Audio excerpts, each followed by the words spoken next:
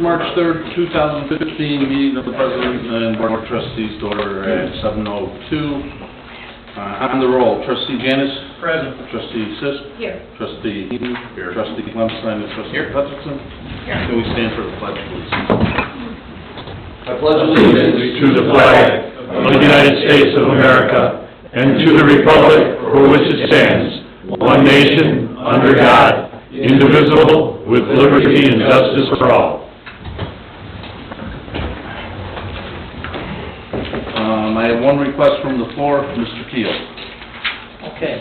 Well, a little deference to Mr. Garrett's here. I'd like to have a few comments about this proposed used car lot. Okay, living in Remington Grove, when we come and go, we're looking right now at an RV storage lot, which is sort of nondescript at the best. I'm not saying this lot was going to be that way, but the used car lots have a reputation of being sort of nondescript, if I can use that word loosely. If it's approved, there's no way in or out of the property without creating some more havoc for Keith Phenomenon over here. Now, tax money, as I understand, would be about $10,000 to $12,000 a year, approximately. That's the last reading we heard, okay? And I don't think the money received will be worth the money being spent to take care of the situations that may arise. Also, the length of the lease, I believe, is 20 years, or something like that. Also, if whoever leases a property, if there's a chance to sell a property, it will have to be cleared by the leasee first, is that correct? He would have to give permission to sell a property? That's not correct, actually. That's not correct. Depends what the lease says, I suppose. Right, if it's due on sale. It's a comparatively small area for 30 cars, I think it was mentioned before. Something else I find strange, you go down 510, that's down 31, and you can see 200 to 300 used cars. Now, if you notice on Route 120, there's proliferation of used car lots. All of a sudden, here we are. And I know we're looking for taxes for businesses, but I don't believe this would be the best use for that property. What else we got? The biggest thing, in my humble opinion, if you, as a board, okay this, you have set a precedent in my limited knowledge of what anybody could come and say, I want to do this across the street. John's saying, no, I don't know. I'm asking. Okay, thank you for listening. Thanks, Mr. Keel. Okay. Can we have a motion to... Pardon me? Yes, sir. Hi, my name is John Campbell. I live in Remington Grove, and when I go out of my subdivision, there's no traffic light there, and a lot of times I have to wait quite a long time for the traffic to clear by, especially if I want to make a left-hand turn. I noticed a lot that you're talking about for the used car lot, there's only about a, let's say about a 25 or 30 foot right turn lane into the Harold's property there. And so with the increased traffic there, it would kind of cause a backup in the traffic going north, which would affect our ability to get out of from Alexander Road onto Route 31. So that's just something to keep in mind, that the right turn lane going north into the Garrell property is very short, and if there's increased traffic, it could cause a backup on 31. Also, another concern would be light pollution. I know when I see used car lots, I think of a lot of lights, and that'd be something that would have to be controlled very carefully if we ever go through. Thank you. Thank you. Could you say your name again, just John for... Campbell. And your address, please? 4212 Ella. Thank you. Any other public comment? If there being none, I entertain a motion to approve on this agenda. So moved. Second. Motion by trustee Hutchison, seconded by trustee Heeman. Discussion on the motion.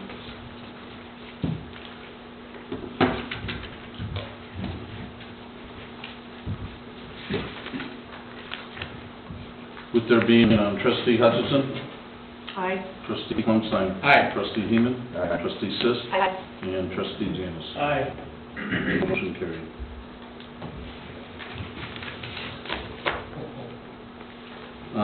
Maybe trustee Heeman wants to do my president's report for me as far as the expo coming up, and that we're looking for everybody to participate if it's on the board. The expo will be a week from this Saturday, from 10 until 3.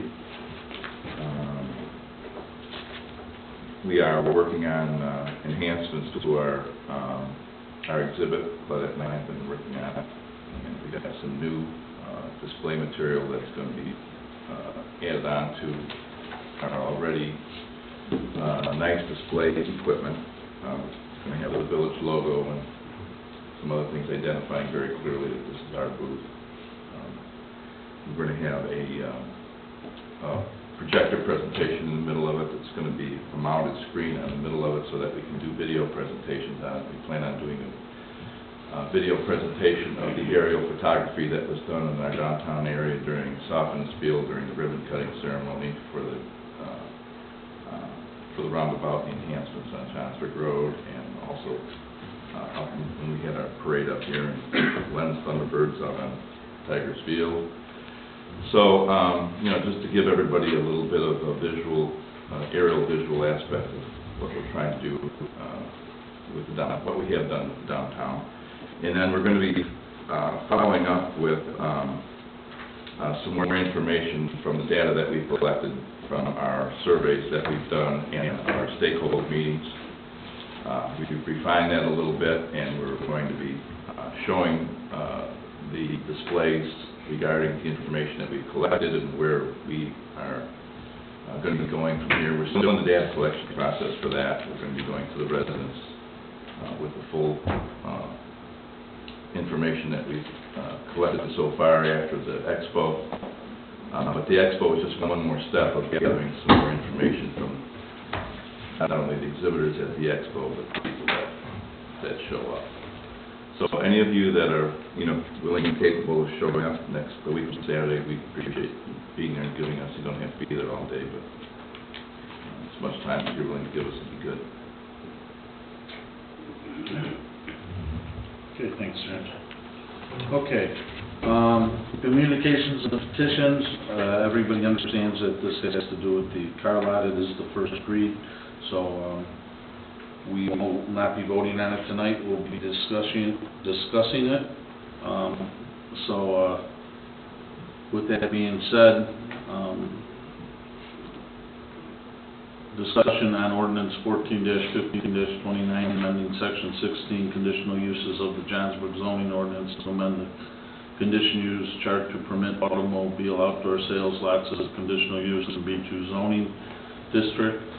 And I think we could do both of them at once, right? I mean, it's all general discussion, and then we'll vote on it at the next meeting. And move to approve ordinance 14-15-30, granting special use permit to permit an automobile outdoor sales lot with screening as a conditional use on the property at 3420 Richmond Road with conditions. So, discussion on that item.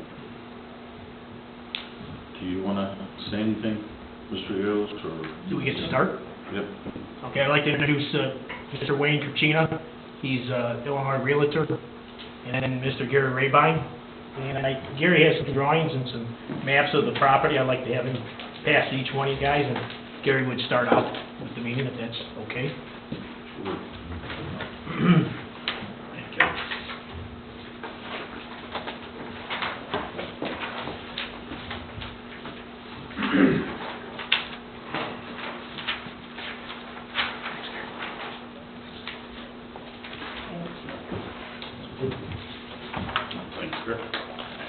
Take out enough of these. I need to share. All right. You got your red pen, too. Yeah, I don't know why you do this guy one here. No critique of engineering, that's all right. What? So if you look at the bigger sheet, basically it just describes what's being done on the property as far as pavements go. But the reddish area, of course, is the extension of the pavement, and the blue outlined area is the overlaid area, so it'd be milled and overlaid. So you profile that and then overlay that, and then all the way to the right, pervious concrete is the free draining concrete that drains into a charging bed of gravel below it, and then recharge the aquifer below that. So this is figured out. I mean, this could be the pervious could be increased a little bit probably, but we're at about 6%. I think 6 or 7% of the pavement is pervious, and that more than compensates for this whole area for the stormwater all on the pervious pavement.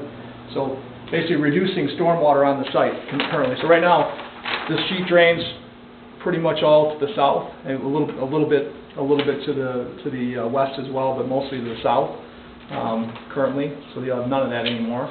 The amount of impervious pavement that sheet drains over the soil will be eliminated with the even with the increased pavement area that you got there, right?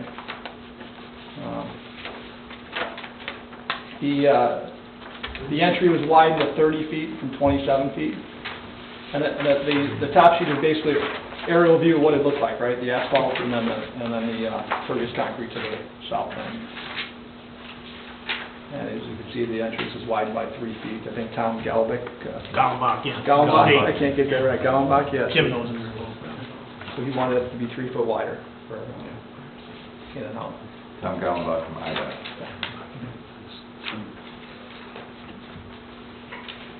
And again, everything will be pitched into the pervious pavement, so nothing goes to the street, nothing goes to the property next to it.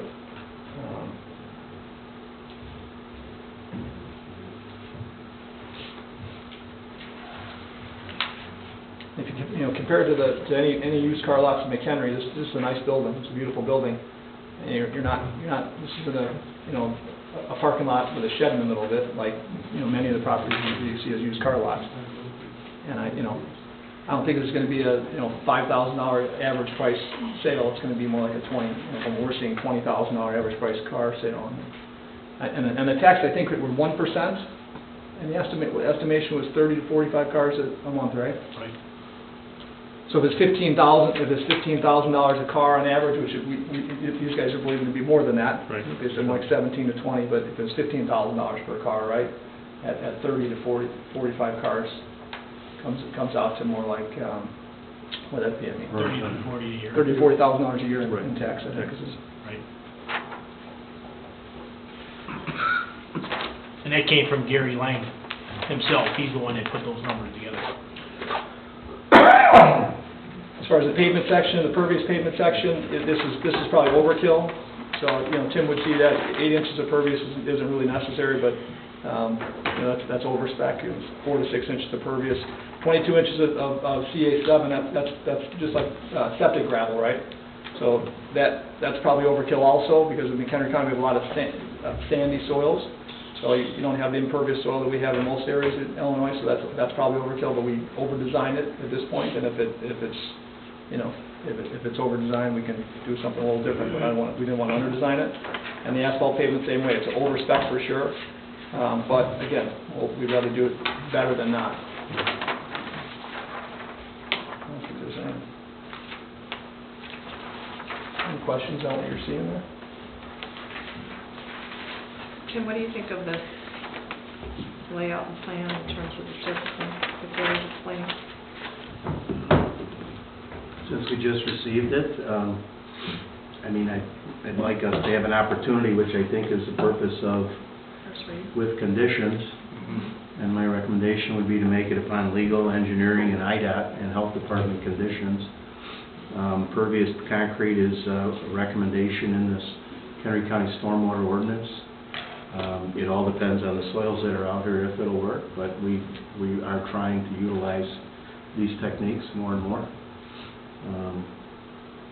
Again, it's all about side yard setbacks, front yard setbacks, buffers, and things like that. From what I remember, maybe it could be added later if this moves forward, would be where the right-of-way is today, where the future right-of-way is, and where the easements for the sewer and water. As long as this is beyond that or adjacent to it, not covering over our water main and Right. our future right-of-ways, those things could all be worked out. Here on the side. There's a statement I just read on here that it's cleared from parking lot construction, and I believe it's to the south of that pylon sign, if I'm not mistaken. Mhm. Yeah, so close to the fence. It's closer to fence in that corner. Tim, is there any green space requirements for the property in the B2 zoning?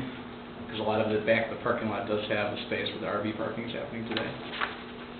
Is there any minimums we have to maintain? It's just good planning, good engineering practices, what we've accomplished along the 31 corridor. Okay. Our ordinances in some cases are silent to some of those comments.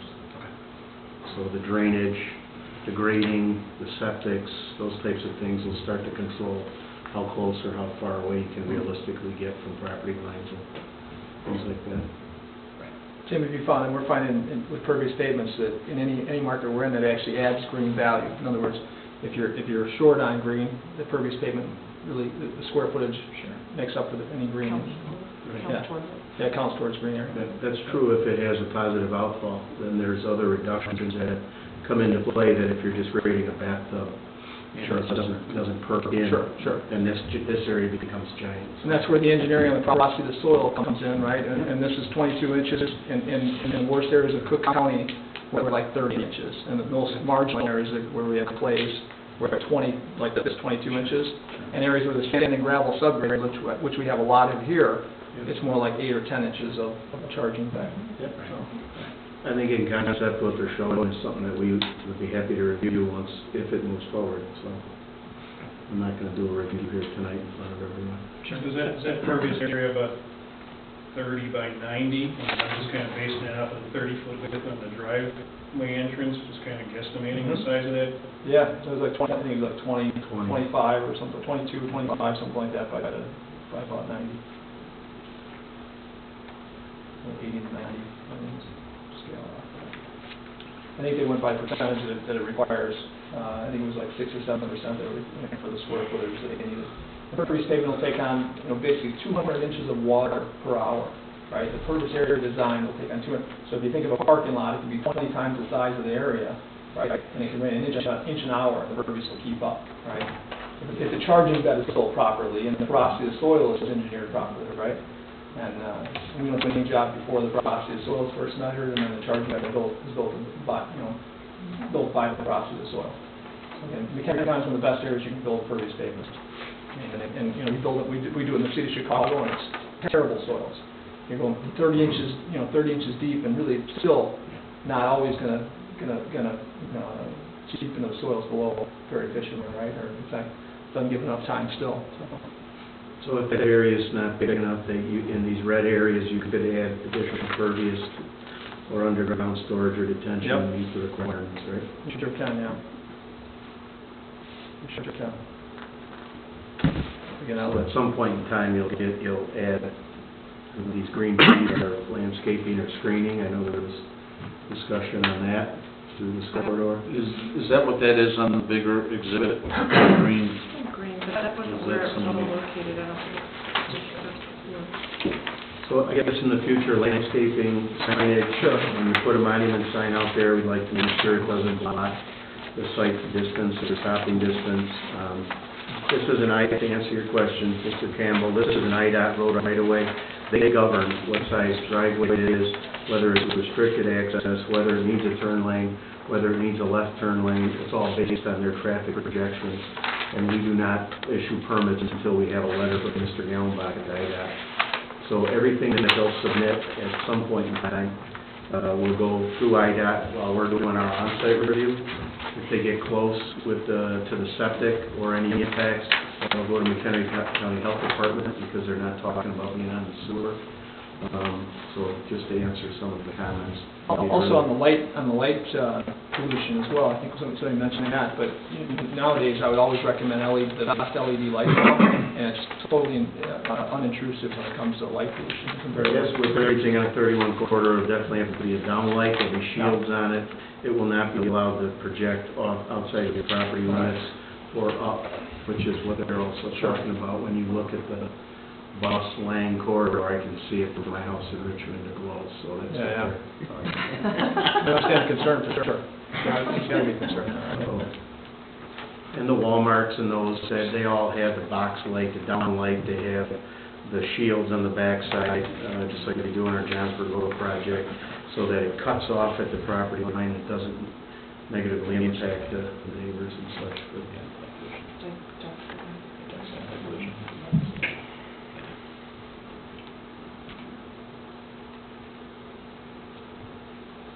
John? I just want to go over a couple of things. It's my understanding, again, and I want to make sure, because we, resharing this again, it's been about 6 months since we worked on this the last time. Part of the conditional use is still going to be that it has to be a nationally franchised automotive dealer, not Joe's used car lot. It has to be a Chevy, GMC, Dodge, Acura dealer that manages and operates these car dealerships. That's correct. That's your intention. Well, That's I think an important part of this conditional use, I think.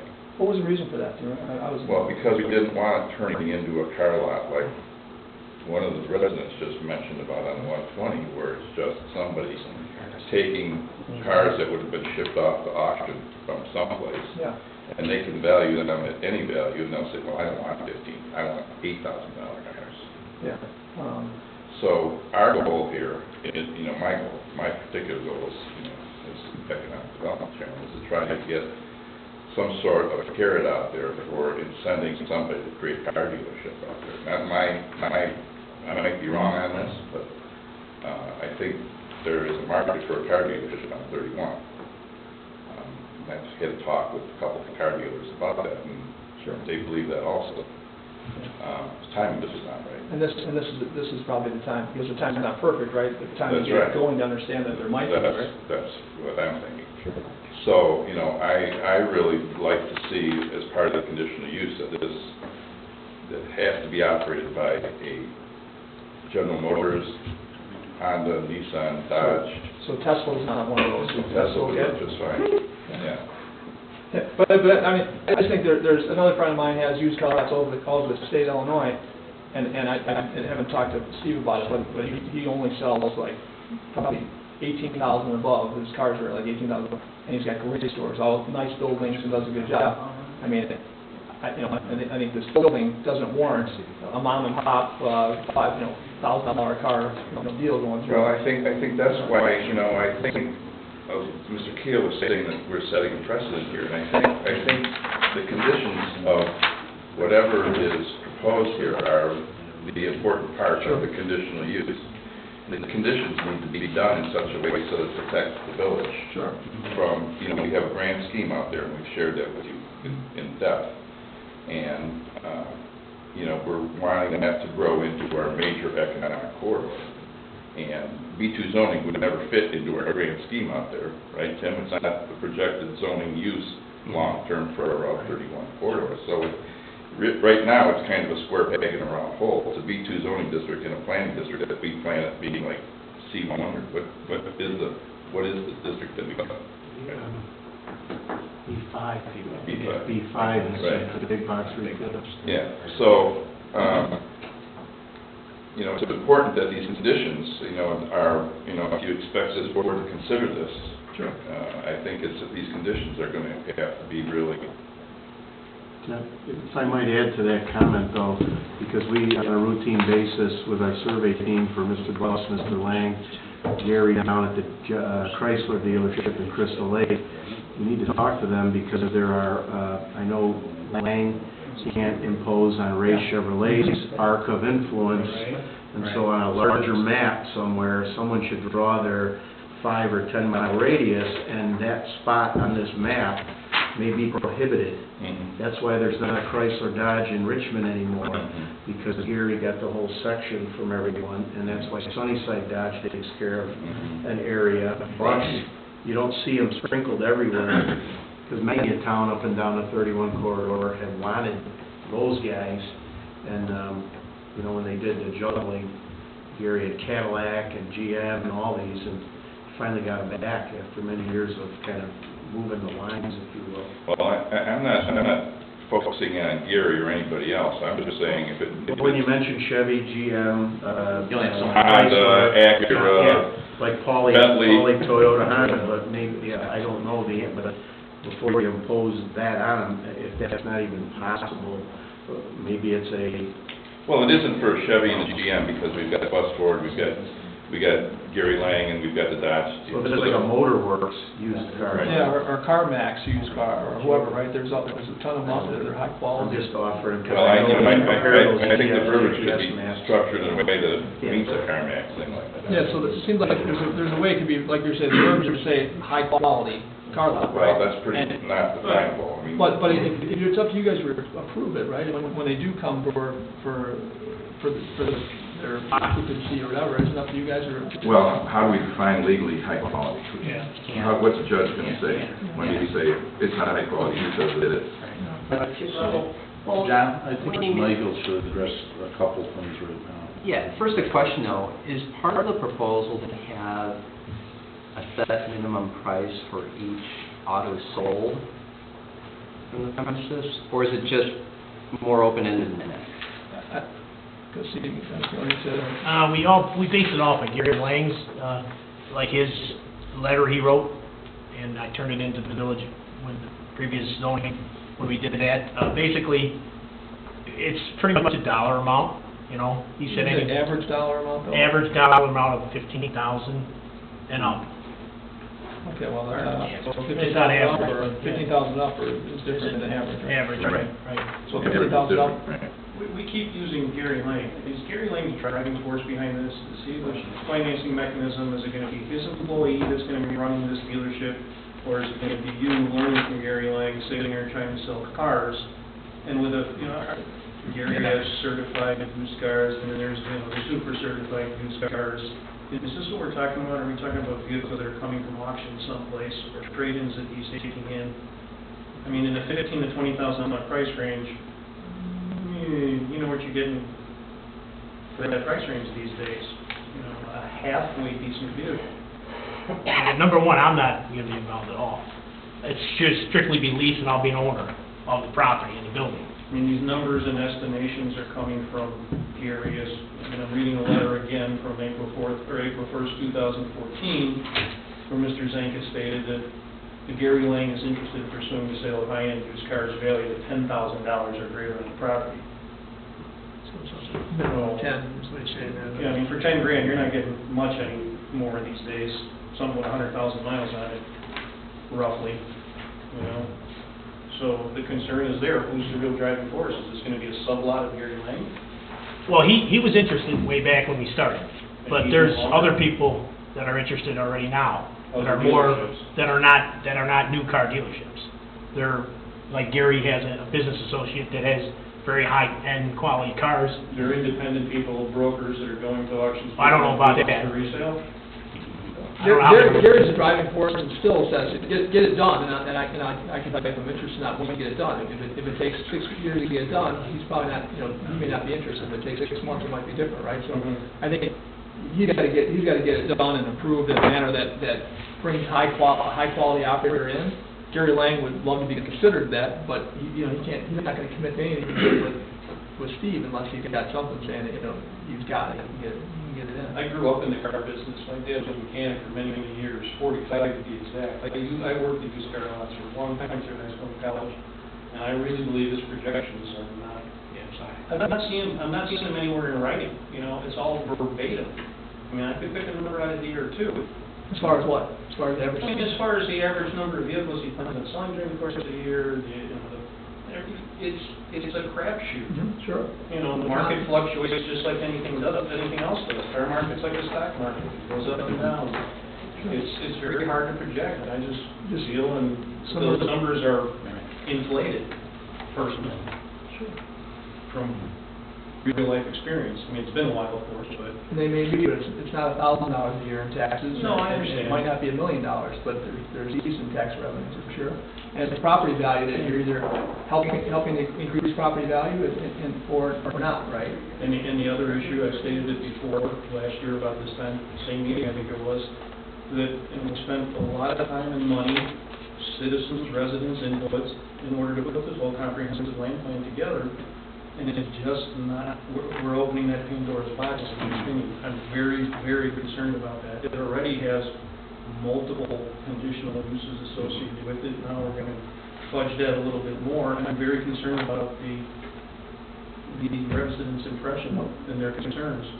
That was based on that strategic plan, like all strategic plans, based on a certain type I mean, everything's of subject to growth, change, right? everything's. And if yeah, that I growth isn't understand. on course, and the values aren't gonna get there to be able to support the type of growing you want, right? I think there's a time in the middle somewhere where, decisions have to be made too, not to dilute the property values that are currently. Sure, the better question is it the best use here too, though, that is the question. So you conjoin lots, Wayne's here, Wayne and I used to work together since 2001. The question is, would you conjoin the lots and make it a B5, get a lot more money for the property? The bigger concern I have is property's up for sale, so that's why we're asking the question, is Gary Lane gonna buy this? Who's in the driving force behind it? Because once Steve's out, then we have some uses on the property, we might be stuck with it. Also, with the big box knocking on the door, market's getting better, they say, hey, we want to buy it, now you're tied into a 10, 20-year lease. Well, that leasee's going to be able to control that contractual agreement. It might hold us back from developing that property to where we need. So right now, he's at a value that's way lower than what it was 5 years ago. Sure. So if the value's there, it would Yeah. sell. If the value's there, it would sell at this value that's 40% less than what it was 5 years ago, right? It's not selling, so which Right. means he's trying to create value in it. Sure. This is the best method he sees right now, I mean, to get Sure, whether that's- there's Sure. something else or not. And we want business owners to try to make maximum use of their land. I would agree with you as a realtor on that standpoint. But also, I think there's a better use of this property. How many cars are going to fit on the lot? These are questions that we're going to do. I agree with Rich too. I think 35 to 40 cars a month, everybody would have up and down 30 won't be selling these cars at this rate, and they seem to flip very fast within McHenry, or even if you go up 31, because you have one close to yours right there in your business, John. So I don't see a lot of these businesses surviving very quickly. John, did you ever talk to your neighbor to find out these houses? That'd be a good question. Yeah. Very interested in finding out. And I know those vehicles from stopping in there are extremely high mileage. Yeah, they're lower than we're talking about, I think, as far as. They're value. definitely coming out of an auction someplace in Janesville, or Rockford, wherever they're coming from, but, yeah, it's. I mean, I have spoken to some of the other dealerships around from some of the new car dealers, and exactly what Tim had said, based on radiuses and territory, but that doesn't prevent them from doing a different entity. They're still, it's their still management team, it's their money behind it, but they're not showing that they're affiliated with the national dealers. So they have to do that because of, Sure. I've got someone that I know down at, talked to them when Steve first started putting this together a couple of years ago. Right. What they thought from DuPage, Dodge Chrysler. Sure. And they thought 25 to 35 cars a month was very doable, because they said where they're at a little higher profile area, and they do 40 to 50 cars a month. Right. So, and they felt that this might capture some of the people that would come from north coming down this direction. Sure. And it would lend itself at some point, if the village is even looking that way, to a new car dealership. Right. This would sort of like open the gate to bring that in. Sure. And I've questioned just the value of the cars too. Seeing what happened down 31, like Target closed, so they couldn't bring a certain type of buyer into the environment, so the Walmarts and the JCPenney survived. So are those type of buyers going to be buying a $20,000 car? Also, it's taking consideration leases went down too, so are people going to do more high-end leases? And are they not going to buy these cars? Don't know the answer. I don't know the market. I'm not in the industry. But the bigger question is too, it is for sale. And that's a bigger question. Like you go to the bank with houses, you're going to ask for a mortgage when you're having a for sale sign in your yard. They're never going to do a mortgage for you. The same kind of thing you're asking us as a board is to make that decision. It's a very hard decision. It's one thing if Steve's driving and saying, hey, I'm going to be here, I'm going to put a sales lease on this, I'm going to drive it, I'm going to own it, we're going to have sales tax income. Now, I'm concerned too, Gary Lane gets, he has sales tax abatements in McHenry. How do we know we have internet sales? Where, they're just shifting cars around, how are we gonna track which car is gonna sell? You have to call, Police Chief Keith up, say, hey, can you run the bins on every 35 So cars? do you stop having business in Johnsburg because you have policing to do with that stuff, or regulations to put in place? I mean, there's a limit, though. Sure. These questions, these challenges are always gonna be there. Right. It's how you go about structuring on your side of the deal that makes sense. Right. So that bad things don't happen. I mean, I believe you got a quality person here, number one. And if he sells it because the value's better because this is there, what's the downside as long as you have it in place? And that's not his goal at this point. Right. He'd like to keep it and lease it if there's a value. But what's the downside if he creates value and it sells for $100,000 more? But the value because he's got a quality plan in place, or maybe a new parking lot, new facade, or whatever it takes. There's no downside to the village, I wouldn't think, because if he sells it, he created value. Do we ask the neighbors? Do we ask Palace Bowl? Do we ask the gas Of course you did in the first place, before you let it all happen, right? I mean, Well, I don't know. I mean, Palace Bowl is also for sale, so they might have a different plan. Wayne knows that too. So, and if a bigger buyer comes in, they might want both properties. Great. And once you do something with this and you allow a lease in place, I don't know how you get out of it then. You know, do you put that, you'd have to be structuring that. I think that's free enterprise, and it's not. Sure. It's not up to us as taxpayers to figure that out. That's just my opinion. There's a few legal questions, I think, that concerns that have arisen that I'd like Michael to address.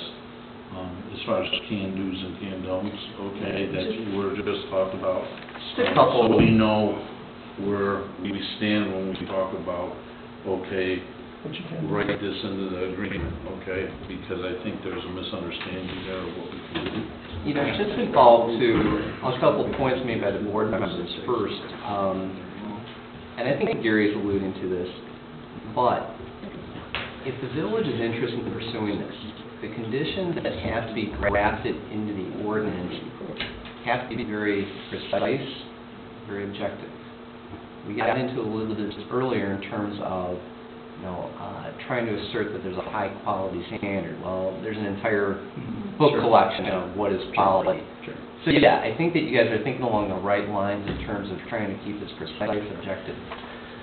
Two, understanding that the conditional use goes with the property.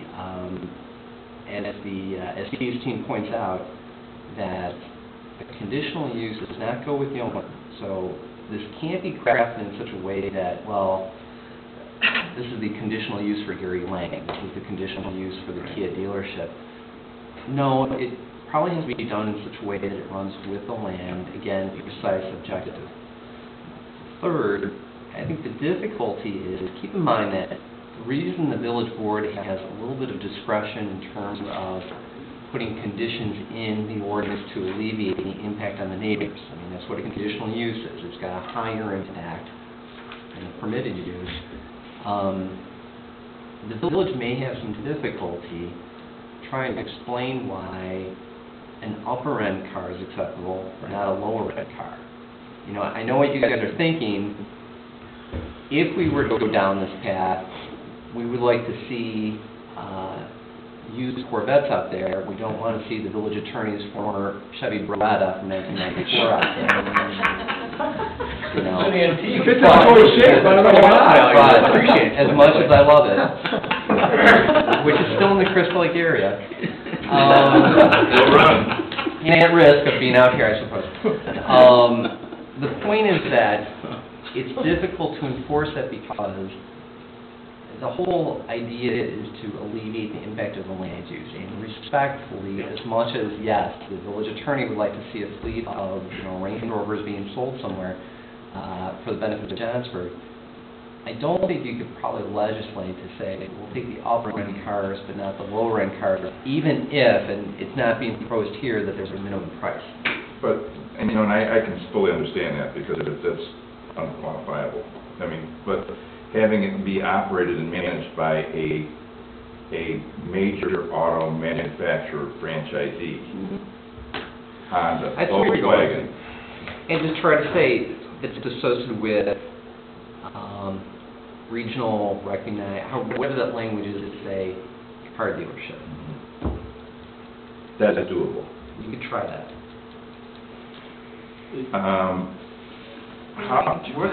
What is the legal standing, Michael, on a conditional use expiring, what can we structure, is it legal to structure a conditional use to expire within a given amount of time?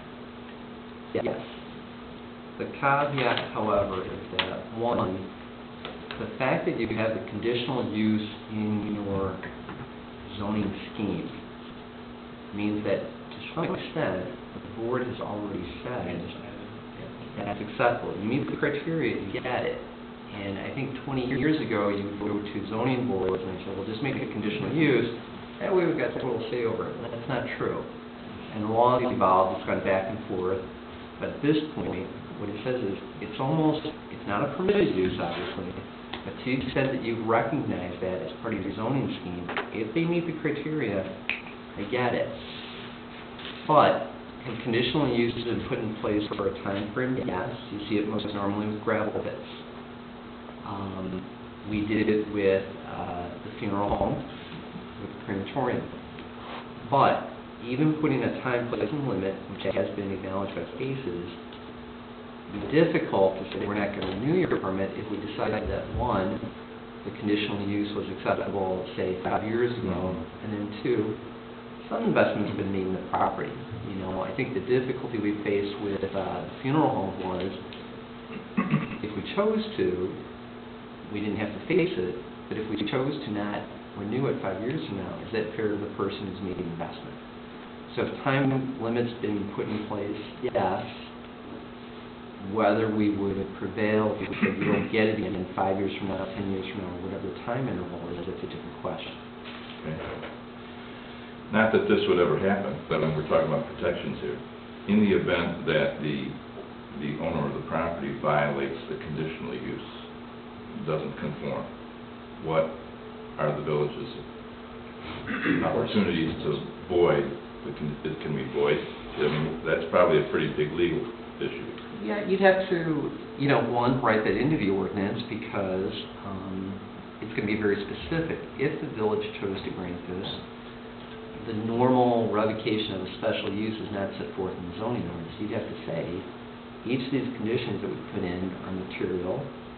It was a condition preceding to us granting this that, I'm just going to pull this out of the thin air, no one said this to me, but say that you don't adhere to the landscaping scheme. The village is in love with seeing 10 Austrian pines on the property. And if you don't have those, we want to be able to revoke it. You'd have to write that into the ordinance, and then two, at such time that you revoke it, give the owner of the property, the then owner of the property, due process notice to say, listen, we intend to do this. You're welcome to say, either try to come into compliance or not. Has that been done before? I believe the city of Woodstock's doing that right now with respect to a gravel pit. It didn't begin operation, and hence, because the conditions weren't met, they're going to probably repeal it with notice. Well, I think the length of time for the conditional use is important, given that we've got bigger plans for that corridor. And Greg's comments were very pertinent that way, because it's really true. If some big box wanted to come in and buy a whole area in there, and we've got all these properties tied up with these leases, at least we could say that the conditional use will expire within X. And that may... And what, that be re-reviewed at that point in time? Well... I mean, how do you tell somebody that has a successful business purpose going on, Well, you that, hey, your lease is up in 10 years, you got a big box that wants to come in and buy this all, that's so sad, Yep. it's in court for a long, long time. Right. I'm not a real estate guy like you guys are, but if the lease value is X, it's based on the value of the property. Sure. The lease isn't going to be worth twice the value of the property.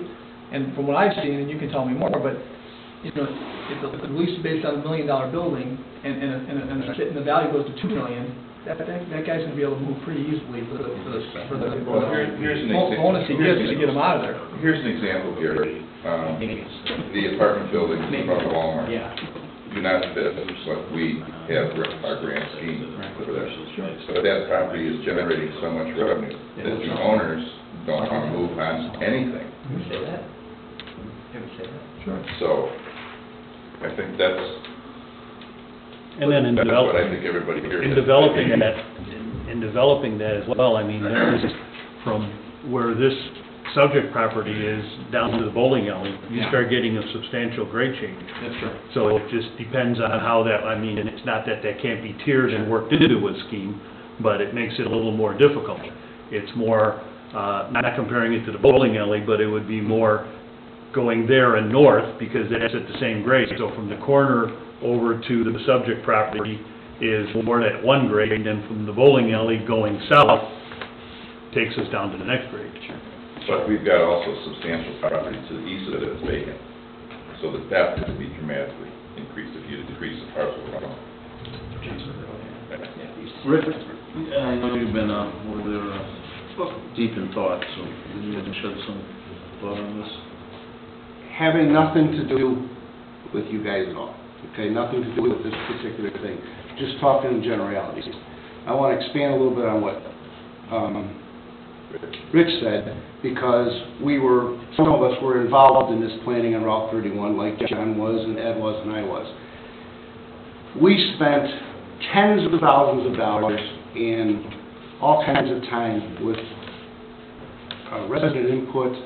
We hired outside Tibbetts firm, we had planners, we had a planning commission, we had a zoning commission, everybody looked at this. And in that discussion, this particular use in B2 was turned down.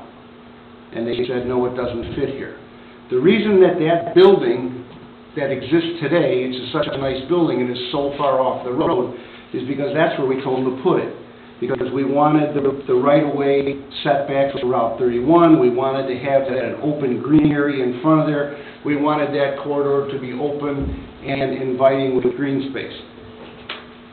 Forget about who this is, I'm just saying this is exactly what we did not want along Route 31. We didn't want a pavement right up to the edge of the roadway with a short driveway. We didn't let Walmart do this. We told Walmart, if you want to have a nice building, put it back off the road and put an access road. You don't want to see that along Route 31. Everything along Route 31 right now is screened. It's back far off of this. This is adding, you're asking to add a conditional use that violates everything that we were trying to do in the conception of that Route 31 corridor. Okay? Now, I'm sorry that, this is Steve, and I like Steve, and I've known Steve all my life, and Steve's a good guy, but this is not what this was zoned for originally, and the only way that you guys can let this in is to change this B2 zoning. And I'm just asking you, before you do that, think about what went into it when we created it, okay? And like I said, it's nothing personal, but this is not what we envisioned on Route 31. Is that statement true, Michael? The only way we can let that in, I mean, I'm not doubting your statements, Rick, I'm just wanting to get a lead from a legal standpoint, is change to zoning? Yes? Michael Council is correct. You have to change the zoning from B2 to a different, Well, I think or B2 allowing the conditional use. You have to allow the use in B2, which Right. is not currently allowed. Right, Yes, right. you would amend, But, tell me if I'm incorrect, I mean, what you're alluding to is you were amending the text of B2 to add as a potential conditional use. I'm being inarticulate, but used car dealership associated with franchise car dealer. and that's why, that's where I want to go back on. A conditional use is conditional to the property. That doesn't mean the property across the street would have the same conditions, or we'd have to grant the exact same conditions, because there's different issues over there. But John, just to remind you, the reason that we didn't think that a used car lot would fit in B2 is because there's not enough room on a B2 parcel to incorporate the landscaping, the setbacks, But the everything else. discussion has occurred previously to this, Rick, is that is not the grand scheme. 20 years from now, that property is going to be different than what it is today. Probably the building will be gone, and it'll be some large-scale commercial development. That's what I think will happen. It's inevitable that it's going to happen if the growth comes back. Right. I think we're just talking about looking at an interim situation here, and the problem is that we're not finding yet the right way to do it that satisfies all everybody's concern. You know, I get exactly what Gary's saying, is trying to increase the value of that property. That's, anytime you do that, that's good for the village, when you do that, because that's a win for us and a win for the property owner. And I think we all know where this is heading. The problem is, how do we do that interim thing to make it possible to increase that value during this time and still give us the flexibility to be able to see this property evolve in the way that we all envision it? Exactly. And I'm not sure that I've heard it yet from Michael, how, you know, we can specifically make this happen. I mean, if we could simply put a time limit on it, that would be wonderful. That would just kind of answer everybody's concerns to the most degree, of course, if everything else is met. But I'm not hearing that we can do that yet. What the legal answer is, technically, you could put a time limit on it. As Rich points out, practically, how do you go to an ongoing business 5, 10, 15 years from now? Or, as Rich also points out, if they disagree that, you know, the basis to turn down the conditional use or not renew it 5, 10, 15 years from now is that circumstances have changed, it's not compatible with the neighborhood, or it's got too much of an adverse impact, or, you know, it's not consistent with B5. Well, technically, yes, you can put the time frame in there. Politically, how do you go to an ongoing business and say you're going to be shut down?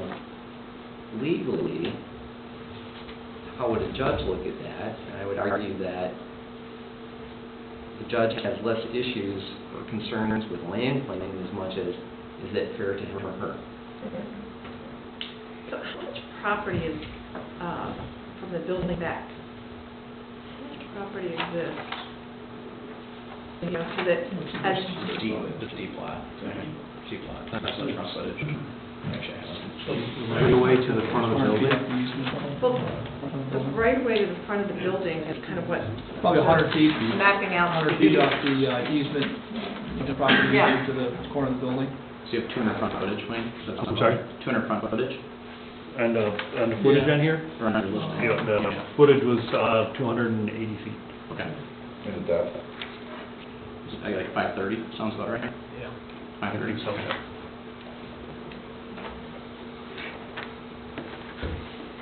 And the property's back about 100 feet, you guys said? The corner, the closest corner of the road looks like about 100 feet back. How many cars were you guys planning on putting on the lot? There's 30 is what, 30 is the limit. 30 That's is what okay. Tom said, yeah. Thanks. Which would all be within this Pervious, yeah. pervious and non-pervious area. yeah. Extending the outline, the blue outline to the outside borders of the red, correct? Correct.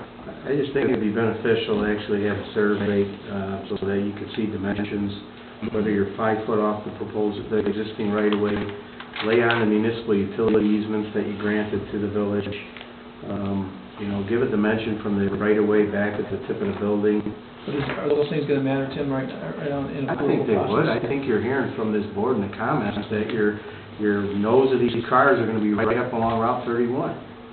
If you give them a dimension, and you lay on 30 cars here, there's 1, 2, 3 cars shown, I find it hard to believe you need all that space for fit 30, and so maybe show the access aisle to the back, because that's gotta maintain open, right? Well, that's what I was How many asking, stalls, or how many farther cars are back gonna did they jam go? over here? Is this guest and visitor parking? How many you jam over here, and then how do people come in and out? To me, that's a simple sketch that you guys could still do. Yeah. Grab the survey and lay it on there, because we're talking about making recommendations where we're guessing at the dimensions. I hope your guy, you know, like that says 30, so, yep, that looks about 30. But, you know, you're asking these guys to consider square footage, impervious, there's a magical number in the stormwater ordinance that you can't cover the lot more than this, otherwise it triggers you in a whole world of fun. So you should know those things before you ask for... You should, again, I think part of the problem. that stuff has to be done by standards anyway. I mean, it's gotta be done by engineered standards. But that's why it's all have to be spent ahead of time. And we can, you do it, right, but spend all the money ahead of time to get an answer that... It just helps you make good decisions early instead of here's what happens, and not only in this town but others, is they grant variances. and they make it conditional on engineering and legal review, and 2 or 3 years later, they still can't get it to work, because your soil borings don't come in, your dimensions don't work, you can't get the setbacks. Mr. Gallenbach never gives you a permit.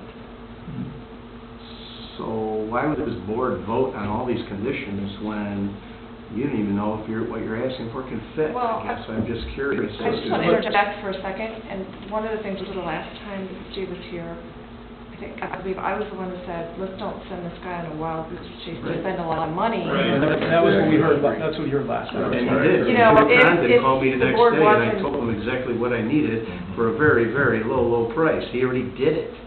I had it. He has the info. He dragged sewer from Remington Grove down to this site previously. He dragged water here. He has the surveys. I wasn't asking for No, I any understand additional that. info. I'm not pointing any fingers here. I just remember that the last time Steve was here, he was being directed to go and spend some money. Right. And at that time, I had the feel from the board that they just didn't matter what he came back with, they weren't interested. Well, I said, I just didn't want to send him off on a wild goose chase, if you will, to spend any money if the consensus at that was, well, we're not going to approve it anyway. I mean, it's not fair to him. So, you know, if we're kind of rehashing some of the same concerns, I know we've looked at him coming back before zoning, and I didn't know if anything changed. But one of the things that I'm hearing here tonight is we don't want all this stuff close up to the road. You know, we have all this planning along here, and we did all that for a reason. And so I just wanted to know, given that what he's trying to accomplish, can he shove it all back? Is there room to kind of accomplish his plan and set it back to meet some of our concerns? He's not going any closer to the road than there is now. I don't get that, because he's the same exact distance on the road as he was. So. Not closer, but according to the way that they wanted to use that property. When the value's cars. When the value's there someday, right? But until the value's there for that True, kind of but we're having that use. dilemma of how do we make that work? And I'm just simply asking if that is an issue that is shared amongst the board, like we don't want cars out front, say, you know, out. Well, I think, Could they be moved back? Is there room to move them back? Just a question. I think when we left the last time, everything that you just said, we don't want to send anybody on a wild goose chase. We want to give them clear direction on what we're thinking, okay? I think there was a concern of, Tim's laid out a lot of them. There was a concern about what he says, but there was a concern about coming back with almost like nobody wants a big landscape, no car lot wants a big landscape deal in front of it because they want to be able to see the cars. But, I mean, even if you go to Gary Lang and McHenry, he has landscaping between the road on 31 and the parking lot. He has flowers, he has some low-lying bushes, and I think it was very important to us the way it looked, going back to what Rick said, because that was, when we did all this, we said that was very important to us, how that would look coming up 31. We don't want it to look. So I think the concerns we had are still the same. We're saying exactly the same kind of things that we had, concerns we had the last time. I think Tim's concerns have to be addressed. I think there has to be some type of landscaping visually that we can visualize that it's going to do what it's going to look like. And I think the other big concern is when we were talking 30 or 45 cars per month. I mean, tonight I just heard it go from the letter that Rick has, that I have, where it was $10,000 cars, and now we're looking at $35,000 cars, you know. I mean, so we're going back and forth there. And how do we know we're getting the sales tax? And Michael, is there a way that we know we're getting the sales tax if it's Gary Lang and he just invoices it through McHenry, and he is an incentive with McHenry. I don't know if his incentive's still with McHenry. Can I ask one more question? But I was curious. That correlates to that, and I guess the question that we've been discussing for quite some time about this is, does the sales tax go to the location where the car is registered? Or does it go to the location of where the point of sale is at? Sales tax should go to where the point is sale. Only, Because I've heard some debate about, they can go back, and correct me if I'm wrong, Michael, but they can go, if Chicago is 8.5%, they can go for their other percent, if it was 7.5, right? They can go for that percent. Yes. So we would still get the 1% if the sale is written up here. so it's not true then? But that what if stops somebody- Gary from writing all the sales up in McHenry?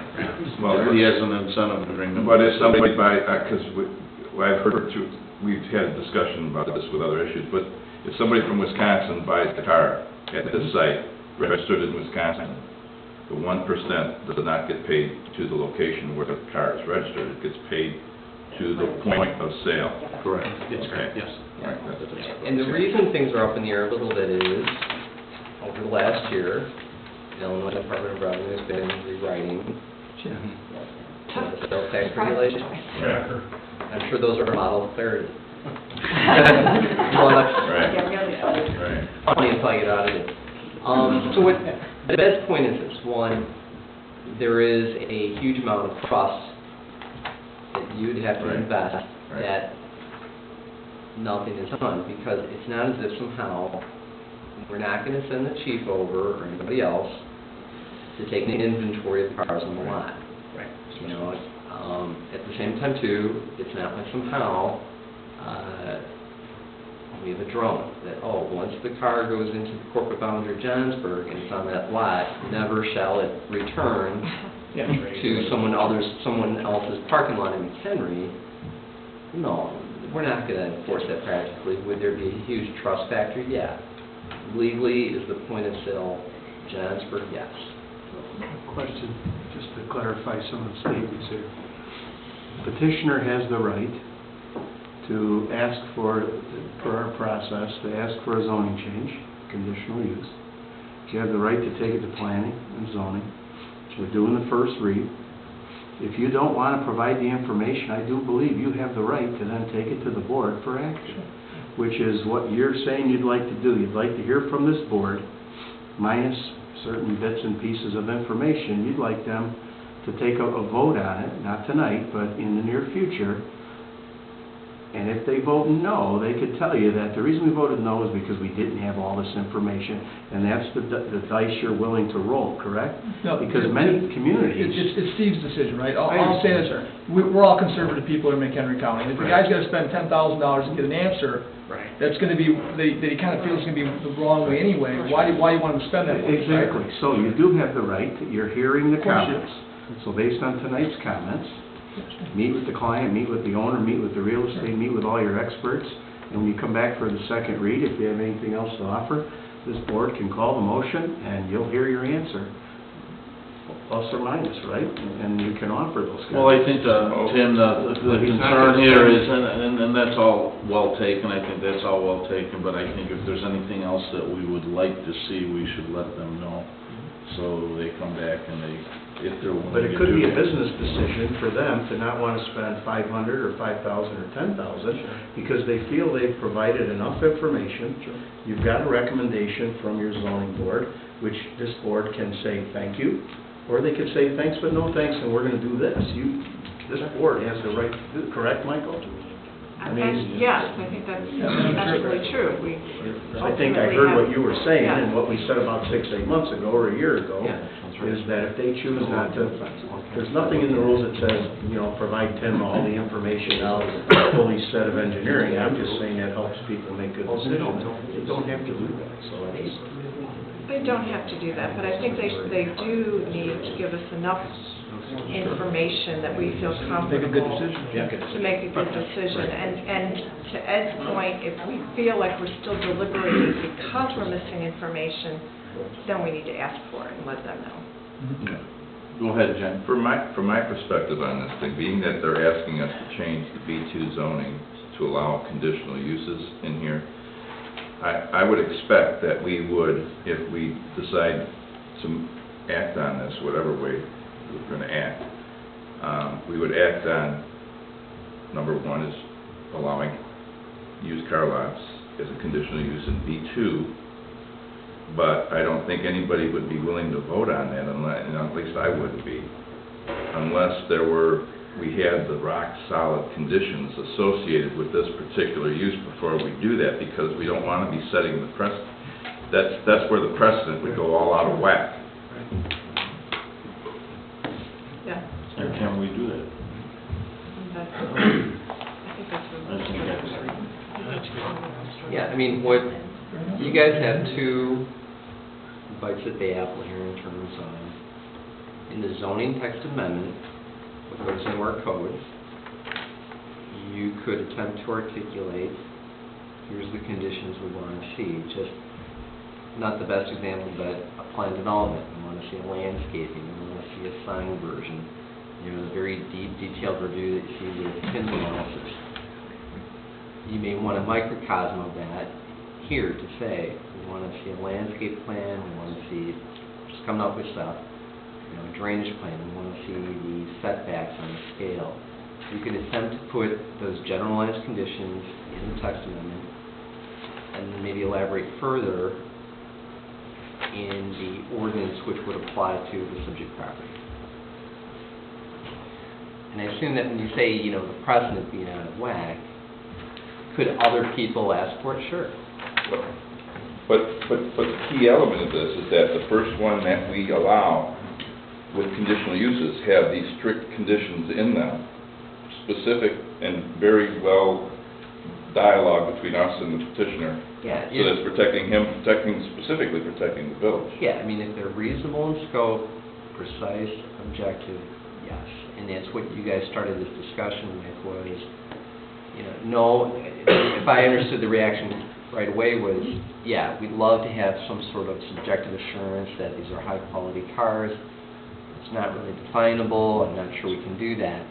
So maybe going back to, there might be consensus to at least see a landscaping plan, and to go from there. Well, so in the text part of what you were talking about, defining that, can we be more strict in that? Because that would then... Sure. So, theoretically, could you say it's got to be X square feet of building? Absolutely. Blah, blah, blah. I mean, that's where, right, more than the ordinance, isn't that where the detail Yeah, would I be? mean, that is your qualifying criteria, and this is what we'd like to see. And the second ordinance, which would apply to the property, you probably won't do the text amendment if you don't anticipate doing this for the property. You probably won't want that in the books.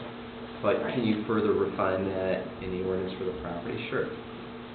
You guys may want to beef up the standard, even though this is the minimum in the general ordinance for everyone. I think We want it enhanced. Here.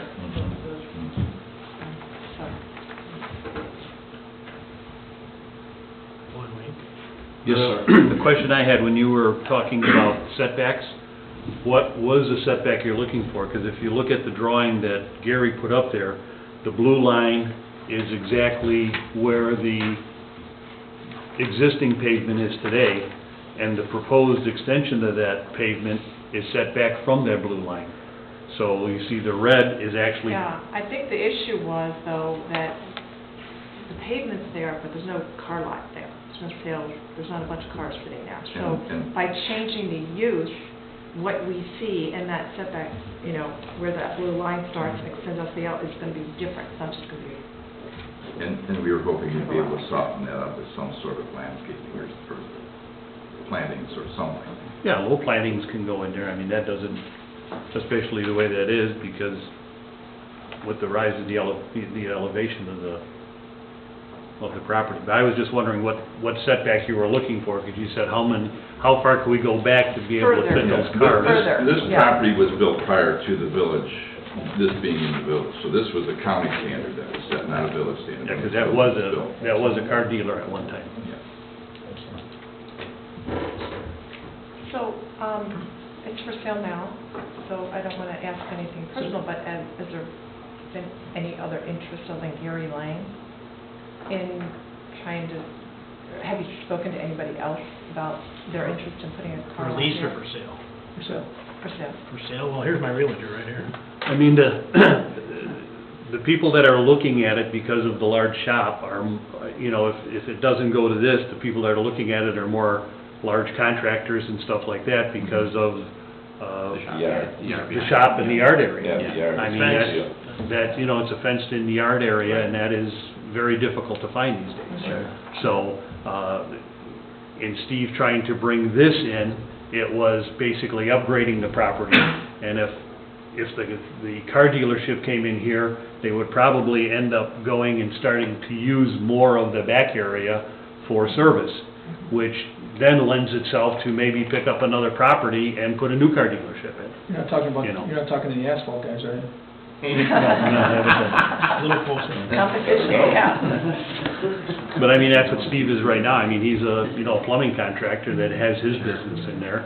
And it lends itself well, the way it's a pre-engineered steel building, concrete surface, overhead doors. I mean, it has everything that a contractor, I mean, if Gary was looking for another shop, that would be the ideal building for him, you know. So it really, just really rough estimate, I mean, what kind of value do you think you could add to this property if we were to give you that conditional use? What kind of value upgrade are we talking about for you to market that? I think in marketing it, because we're taking it away from the condo, we're taking it more to a retail marketing. You know, I think we could be adding anywhere from 40 to 60%. Better be 100 or 200,000, is it have more than that into this, Yeah. when it comes to this.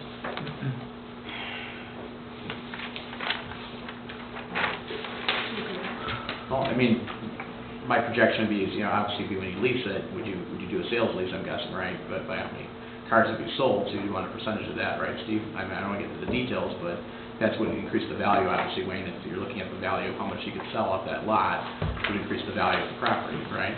Is your projection? Right, but I mean, Or just the usage of the just the additional- usage pavement. of the pavement and that bringing it to retail is increasing it. I see. Right. So you take the building. Because use just it like now, as a store. industrial leases, I mean, industrial leases anywhere in the county, because I'm on the EDC board, Sure. are basically, on the low end, maybe $4.50 a square foot. Okay. To the high end of maybe $8 a square foot on industrial. When we get into retail, our low-end leases are maybe at $8, and our high-end leases are as much as I just leased one, for $27 a square foot, just a little further south, so. And how big is the building on square footage again? It's like 9,000 square feet? Steve? This one here? Total. Yeah, total? Yep. Okay. 9,000, I think, square feet, right? No, it's, no, the back is 9, Okay. and the front is 2,500. 2,500, okay. So that's what we factor the numbers up. Okay, to wrap this up, what do we need for Steve to come back with that would make us feel comfortable, more comfortable on voting on it? Or do we have what we need and we, right now, not to send them out on a goose chase? Just one more question from me, and that is the use for the used car lot at this point does not mean that the back tenants or the back use would change. We're not looking at kicking them out at this point. Somebody who would come in would just use the front building and the front lot. Correct.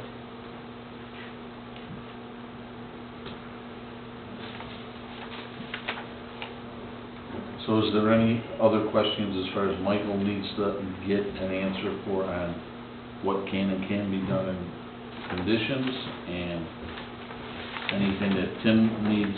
Do you need to see what Tim was talking about to feel comfortable to vote on it? No, I think it's important to me that it be a national franchise car dealership. I think it's key that if this doesn't turn into the kind of used car lots that were depicted by, I think Len was talking about on 120 east of McKenna. Yeah. It's just not, it wouldn't fit for me at all. So you don't think the quality of the building, the quality of the build-out, and all that's gonna dictate how much he charges and then keep those guys, I mean, you don't see those type of... I don't think from a conditional use standpoint, Gary, but when we're talking about conditional uses that we're trying to protect the village here, that's gonna give us enough ammo to do what I think just on that particular item, there's a number of other items. Because he can't be cheap when it comes to leasing us, and I can't envision a $500. I understand that, but we're talking about conditional uses here now. We're gonna change the B2 district to a conditional use allowed, so we gotta have these conditions really tied up so that we don't set a bad precedent in the future if goes through, that somebody could hang their hat on it. I mean, I think these are conditions that we wanna have a grip on. Michael? And as important as it is, and I'm not looking for you to answer it, this is a rhetorical question, when it comes to adverse impact on a neighbor, the judge would ask, he or she would ask, what's the difference? Whether it's associated with a national or a regionally recognized dealership, or if it's anybody else. Say it's, for example, this is just near my office, Coventry Motors, in Crystal Lake. What's the difference? So how do we explain that to the used car dealer, that little used car dealership in Lakemore that's run by I don't know who, but just visually isn't what we have certainly depicted to go on out there. I'm not sure you could do that. Wow, okay. I mean, part of it too is if you're leasing something, you know, the dealers that have the cheaper cars than that, I mean, they're looking at paying $1,500, $2,500 tops for a site. And when you're looking for a higher rent, because you need a higher rent on this, you're not going to get that dealer that's looking to sell those cheaper cars, because he just can't crack the nut on it. They need their profit margins to be up in order to You're afford a putting higher us rent. into a real difficult situation here with this, because, you know, I'm really sensitive to this B2 zoning change and these conditional uses. And this conditional use is, because it's been said by almost everybody that I've heard, is that you could have these used car deal shops in all of our B2 districts, and they could look like this 120 stuff. Well, I don't want that. Right. Is there any B2 on 31, other than mine? There is, I think, I don't know, I would have to look at the zoning map behind the Raise the screen up. Yeah, raise the screen. I think we went through that, we identified, but that's something that would be good for you to bring up. There's And several. us to research on our own There internally. was, like, There's a across lot the of them on street, Johnsburg Road. right across the street at the septic is. On Johnsburg Road, but Yeah, not but he on was asking 31. Well, see, what we're saying though, Steve, is all of our B2 zoning properties will have this conditional use allowed. So It's not 5 acres.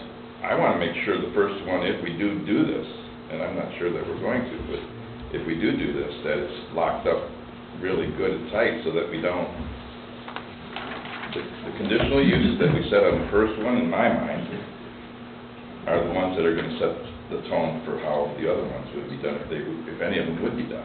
Now adding like brick building, standing roofs, Standing some- all those things would make a big difference to All those build things are important. square footage. All those things I are mean, important. somebody's not gonna come in and build with a $2 million project, you know, with a I building understand. permit, so, yeah. The square footage of your parcel, Right. you know, Yeah, I mean, what Steve is trying to Can what Steve does. get one step ahead is, Mhm. I think what Steve is trying to suggest that if you can't control it by limiting it to nationally recognized car or car dealership, to try to get other objective criteria, you know, lot size, landscaping.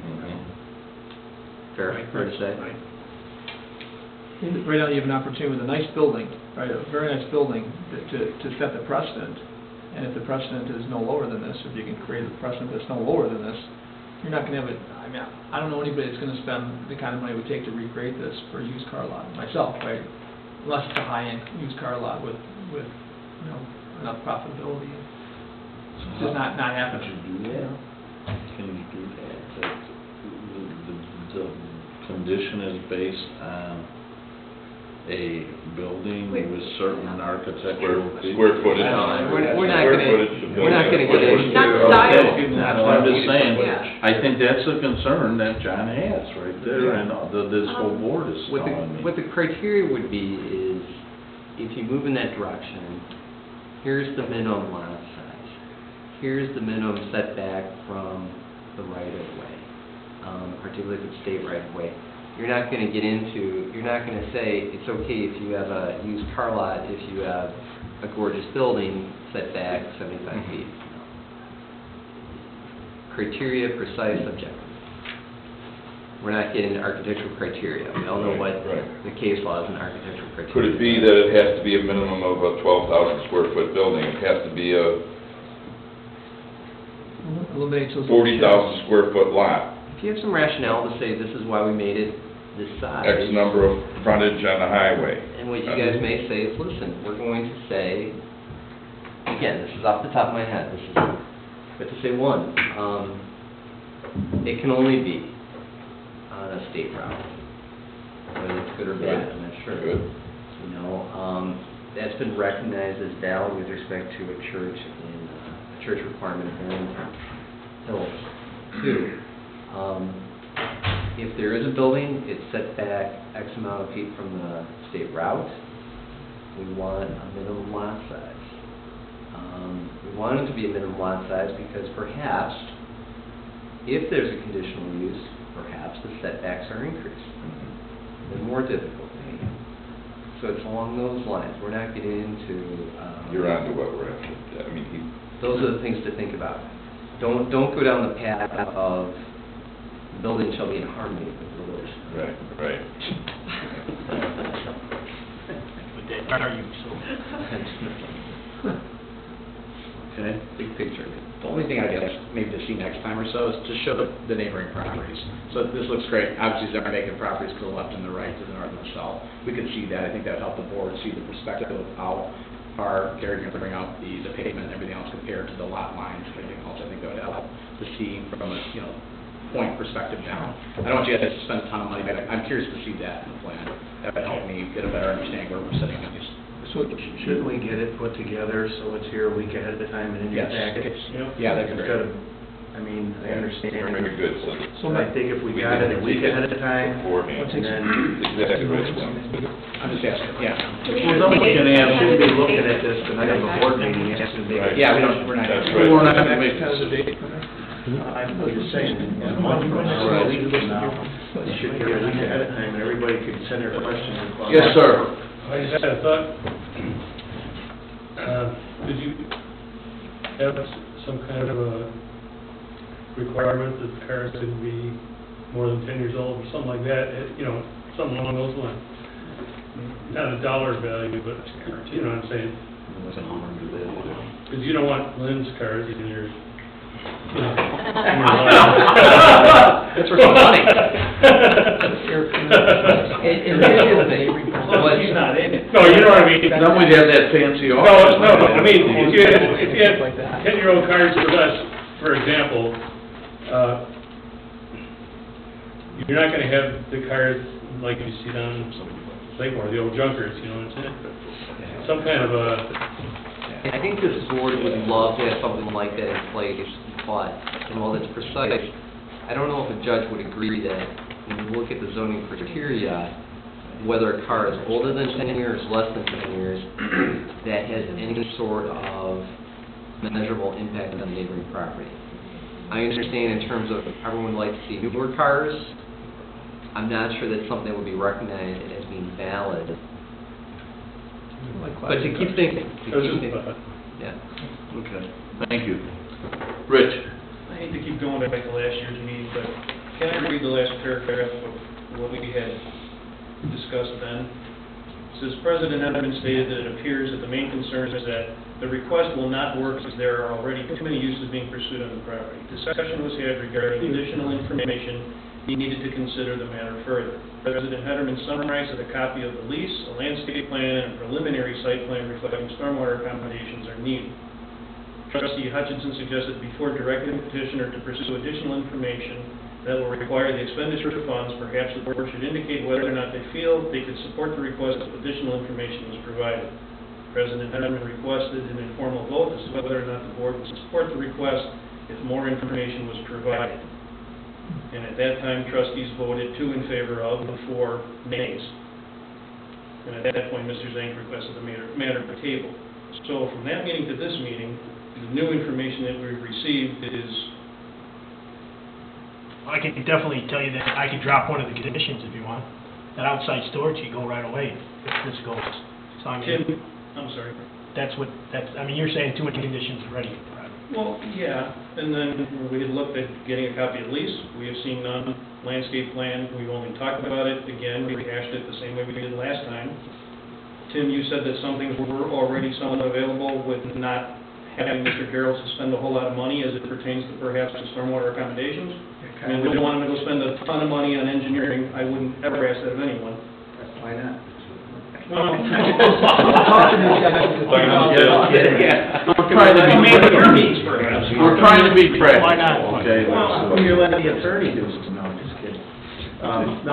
There is work that's been done to give us enough information along the frontage.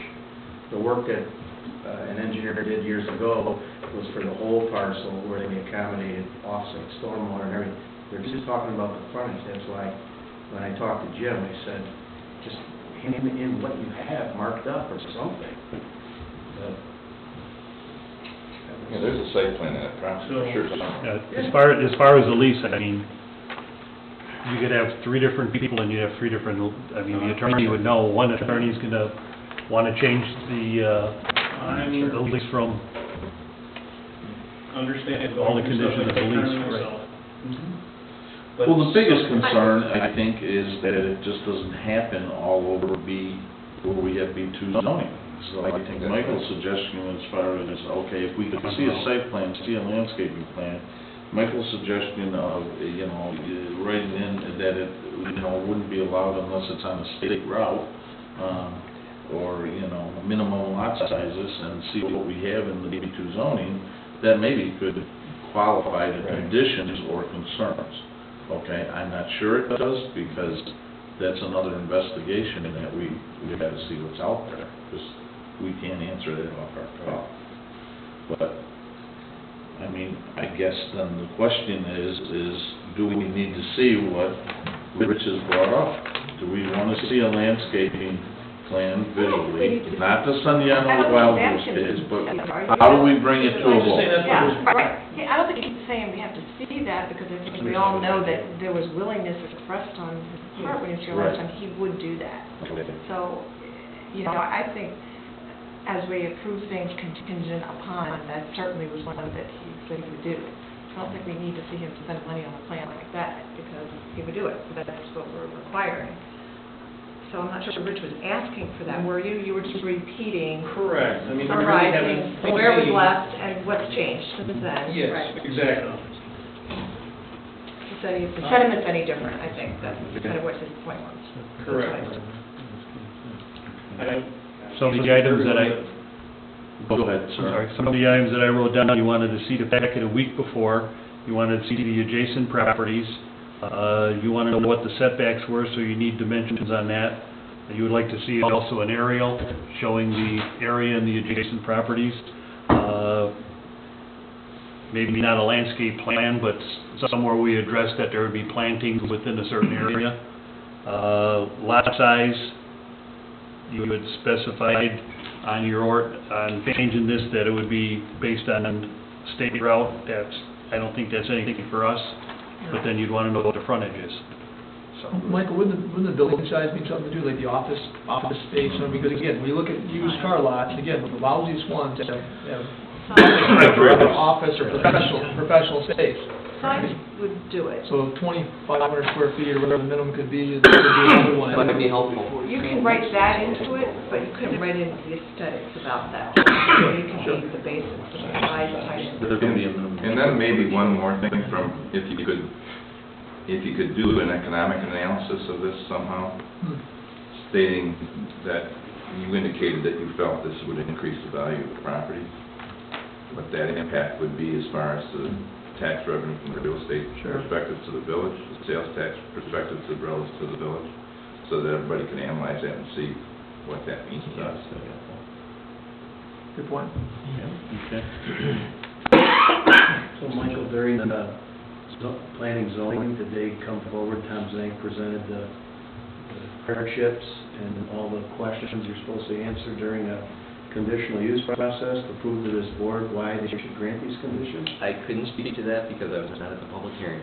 So is there a document that this board has seen as to what his real hardships are? It's just not a convenience that he wants to make some dough here, but because of the site, because of this, that, or the other, and all these conditions, you really gotta grant them these, to make it fit with what you're doing. You just don't get to grant conditional uses just because it's gonna make him more dough. It's gotta be what's good for the village.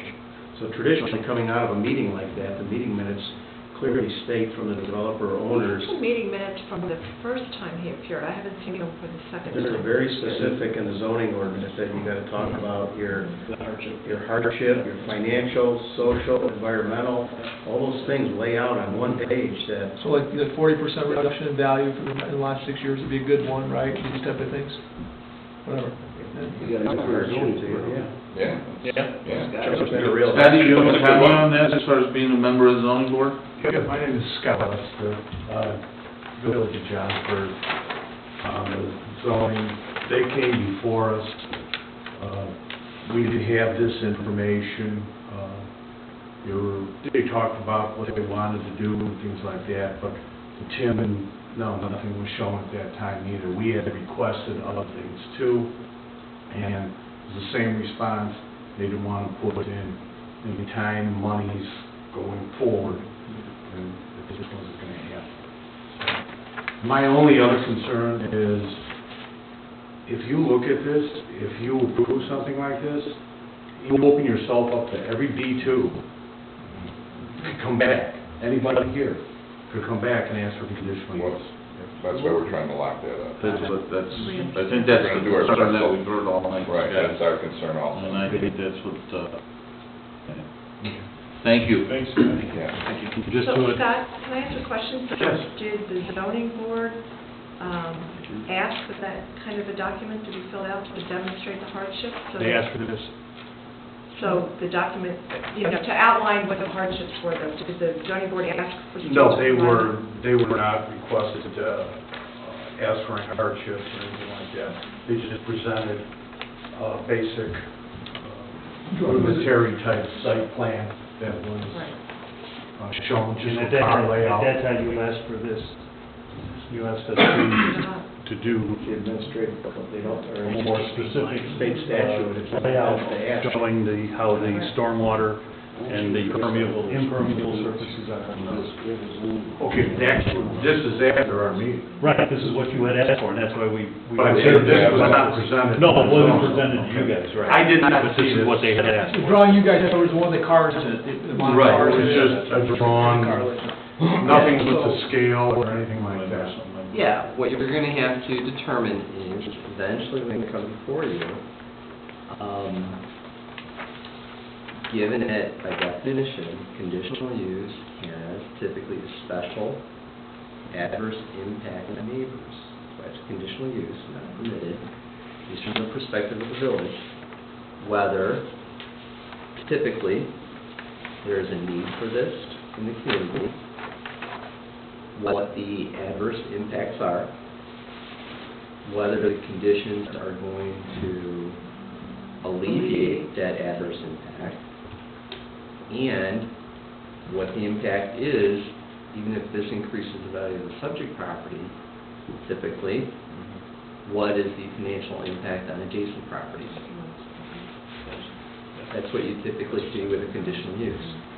You have more latitude when it comes to legislating that change to your zoning code, but it should be the same issues. And that is, if there's something you want to see, you may put in criteria along the same lines, but that's typically what you see.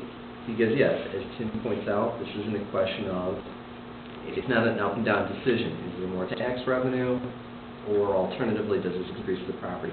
You take into account the factors that we just went over in terms of the need for this in the community, what disadvantages there are, what condition is going to alleviate that, the impact on the neighborhood, adjacent properties.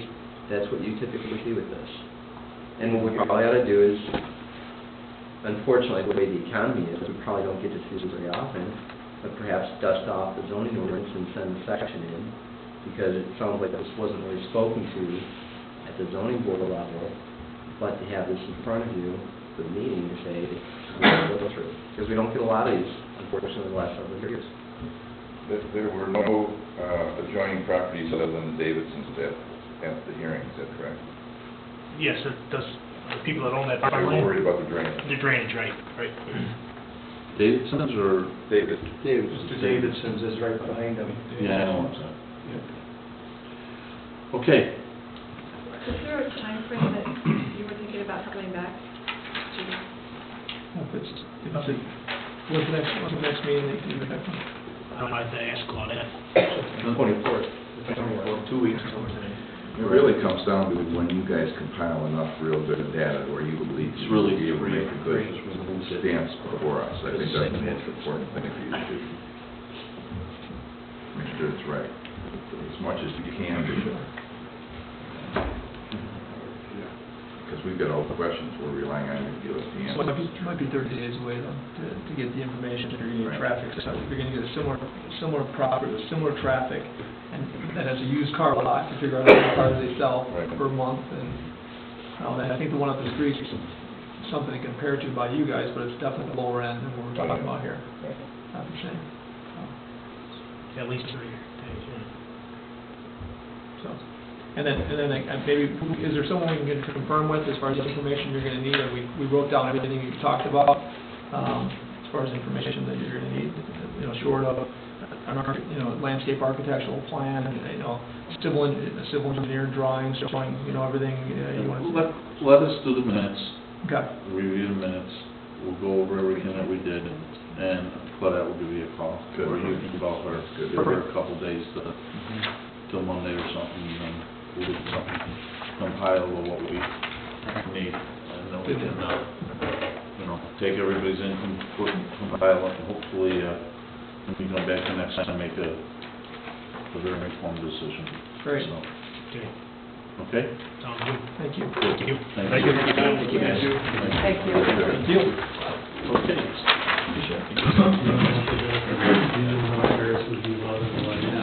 So that was Couple copies after you go. Chief Van Allen, let's go.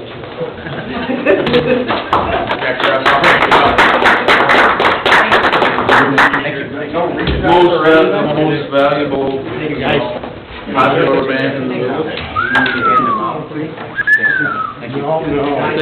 Thanks, guys, thanks, Gary, thanks. Everybody.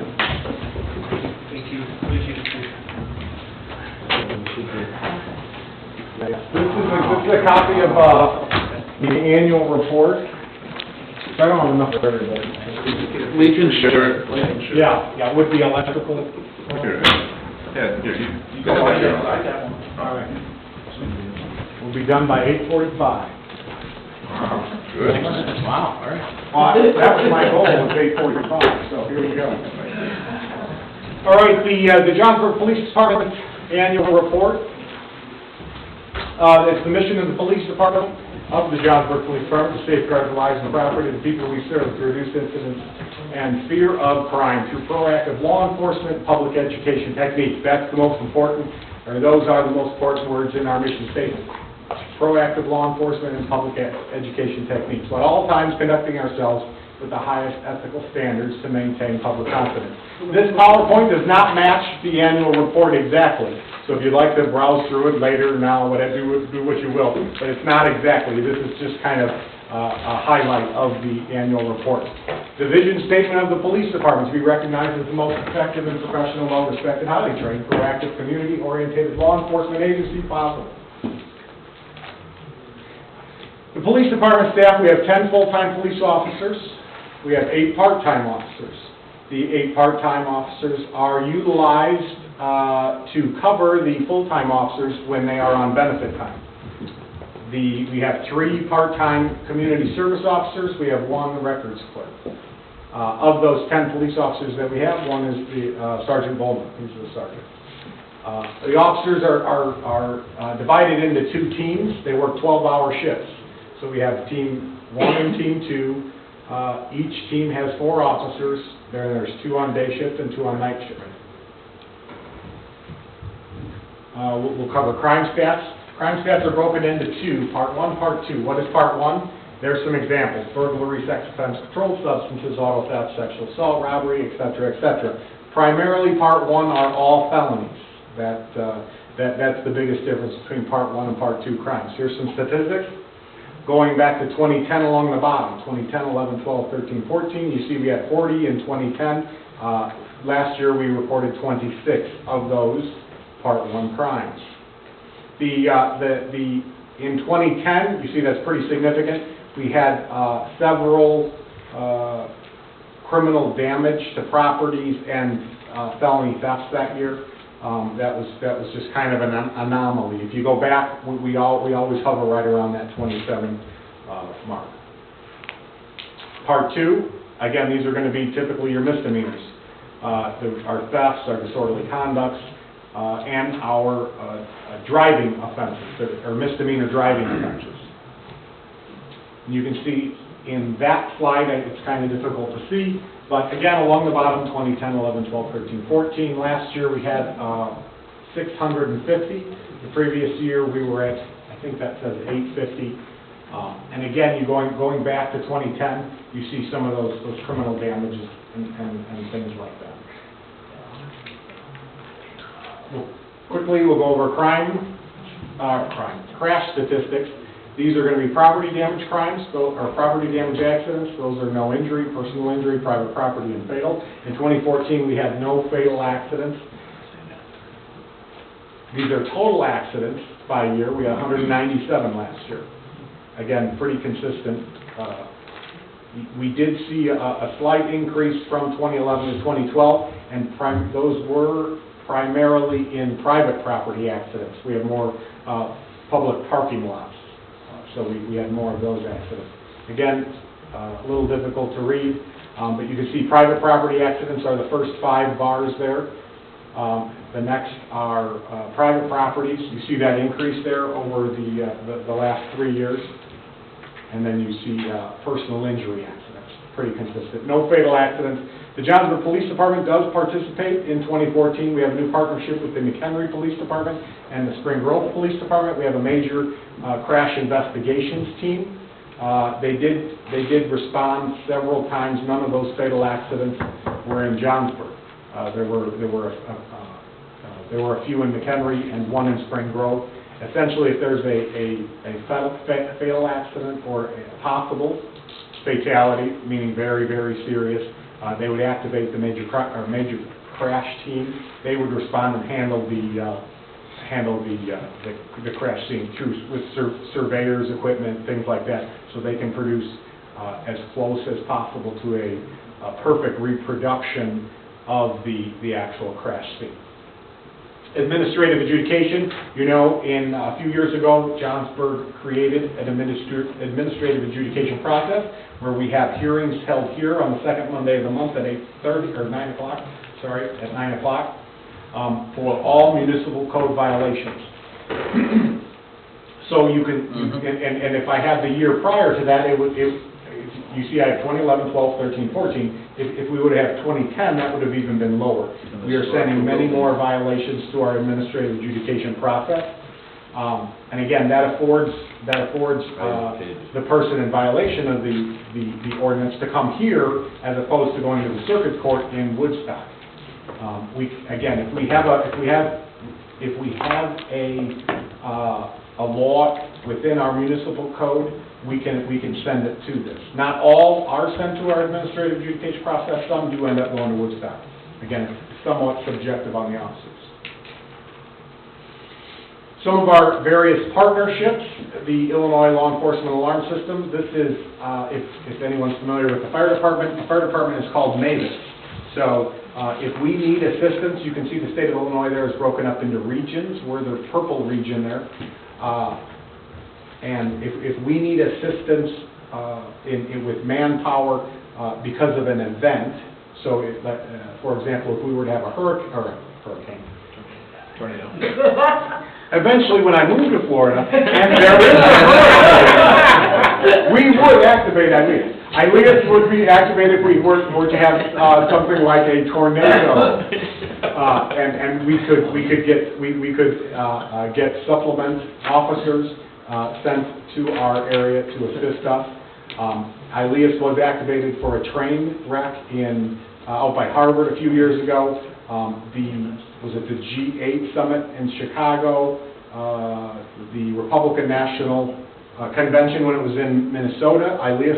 Minnesota actually put a request in for ILEAS. So, and Sergeant Volmer is our representative for ILEAS. We still are partner with almost all of the police departments in McHenry County with our Major Investigations Assistance Team. And a side note, in December, I was elected by my peers to chair MEOT, the executive board of that. So, which is a pretty great honor from my peers. Multi-agency drug enforcement. Last year, we again partnered, this time with Lakemore, Spring Grove, and Johnsburg, to create a team which is specifically designed to proactively and aggressively go after narcotics, dealers, users. In this next slide, you can see in 2014, the Johnsburg Police Department, assisted by those other agencies, did execute 3 separate search warrants, independent of one another, after somewhat lengthy investigation. All of those cases involved heroin. So we took a lot of heroin off the street last year, right here in Johnsburg. I want to say we seized somewhere just over $10,000. Our cut of that money was right about $7,000, because if we're awarded monies through seizure process, we have to split it with the state's attorney. We have to split it with the state's attorney and with the Illinois State Police. So again, we get about anywhere between 60 and 75%. John? Do you keep any statistics on drug overdoses and for sure hospitalizations? For sure. Yes, for sure. Again, a lot of these things, maybe you can make correlations, but why did we have such a strong focus? Why did I feel it was important to head in that direction? We spent a lot of time and resources on this last year. This was a pretty big deal for us. Good. And you can see that with the officers that we had, maybe our general enforcement wasn't as great because we were spending more time last year on that. I don't want to, you'll notice in the annual report, which is different than some towns, I don't have any case highlights in there. I think there were things that occurred, and it's, I want to try to keep the report kind of positive. Right. We all know what has gone on or did go on. And again, I thought this in 2014 should be a priority to us, and this is a pretty proud achievement that we were able to do that. And I want to say most of all these people have moved on. They're no longer in Johnsburg. So they've all been adjudicated in court. They were all charged with felony dealing or manufacturing of controlled substances. They either were found guilty or accepted the plea of guilt. And some were incarcerated. And by some, there was one case. I think there were 2 or 3 people arrested in that case. So again, there were more than just 3 people with 3 cases. But so those cases are all closed, even at the circuit level. And we still have a strong partnership with the school with the drug issues. Is that for sure? Good. For sure. Medication disposal program. Again, this is I feel very strongly about this program because, again, when we go back and look at the heroin, and here you're primarily looking at heroin, okay? In that side with the, you see that's all cash, by the way, in that picture to the left. That was just from one case. And all of that money was seized. It was all directly linked to the sale of drugs. There's some marijuana in there too. You see in the middle, I don't know if I have a pointer, but you see in the middle there's some prescription drug bottles that they were also selling prescription drugs, obviously without a prescription. But the medication disposal program, oftentimes what we see is hydrocodone, Vicodin are gateway drugs to heroin. Because believe it or not, heroin is cheaper and quicker than the Vicodin or the hydrocodone. And then oftentimes it's easier to get than the Vicodin or hydrocodone. So it's important to get that off the street. And I tell you, almost every day, somebody comes in to drop drugs off in our box in the lobby at the police department. Almost every single day. Yesterday, I think we took about 30 gallons of drugs. Two people brought in, who had family members pass away, they brought in drugs. So our program, which I pretty much was the driving force behind this in '08, which was ahead of the DEA's take-back program. The DEA is no longer going to be sponsoring the drug take-back, is what I've been told. And McHenry County Solid Waste Disposal is allegedly partnering with the Lake County Solid Waste Disposal to give us a new avenue to dispose of the drugs, because the drugs have to go to special incinerators so nothing is released into the environment through the incineration process. So. Oh, and to date, we're somewhere over a ton of drugs. We're well over 2,000 pounds that we've collected since we started the program. So I think it's just a great program for us. I think it was 2013 we started doing these car seat installations or inspections. We have 2 certified car seat installers. So they go to training every year so that they can make sure car seats are installed the proper way. So, and we do have several events. I think we had one at Walmart. We have at our Police Expo Day. We have one.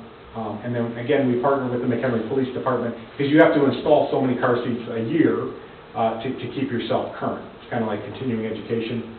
So, our Citizens Police Academy, we're on our 5th Citizens Police Academy this year. We're in week, I think, 6. Again, another program that I really enjoy doing. We hold it once a year, January to March, and we cover topics like evidence crime scene processing. We've added a terrorism component about radical Islam. Spring Grove, you can see the Spring Grove officer comes down with their K-9 to do a demonstration for us. We go to the range. Again, it's just, I think it's a really good time. And we're building a lot of strong partners in that program, I hope. Right, Len? You got it. Yeah. Another program that we've started just in the last couple of years is Officer Jones is a certified CPR AED instructor. I think we've run 19 classes now, and we have well over 100 people that have gone through the training. So it's a 4-hour block. She also takes care of the CPR AED trainings for the village employees. So and we offer that for free to the public. She does a great job with that. Yes, she does. Yep. The recorder's running, or I would have a comment for you, but that'll be fine. The Illinois Special Olympics, we do fundraising for that. You see a couple pictures this year. We did the polar plunge. I added these photos just because they'll be dated next year, but you can see Sergeant Bulmer in the lower right and Officer Savage, and actually Erin Carlson, the clerk. You see her in that picture in the pink shirt for the polar plunge that we did, I think it was last weekend or 2 weekends ago maybe, in Fox Lake. We do the the Hometown of Spirit 5K Chiefs Challenge. We do the Cop on Top, and we raise usually just over somewhere between $5,000 and $6,000 a year. And I think we're on our third or fourth year now with that. Bowl with a Cop, something new we started in 2013, partnership with Raymond's Bowl. The day is everything's free for the kids. And it's always well attended. Usually he ends up with a waiting list with children who to attend, so it's fully booked. So, and again, I want to point out that some of the, like this program, the Explorers participate. We have officers from McHenry City, Spring Grove.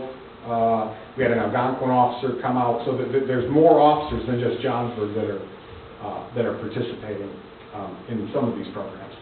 Shop with a Cop. Again, I think everyone's aware where we take, we'll say disadvantaged children shopping with an officer every Christmas. This was a record year as far as the amount spent on the children.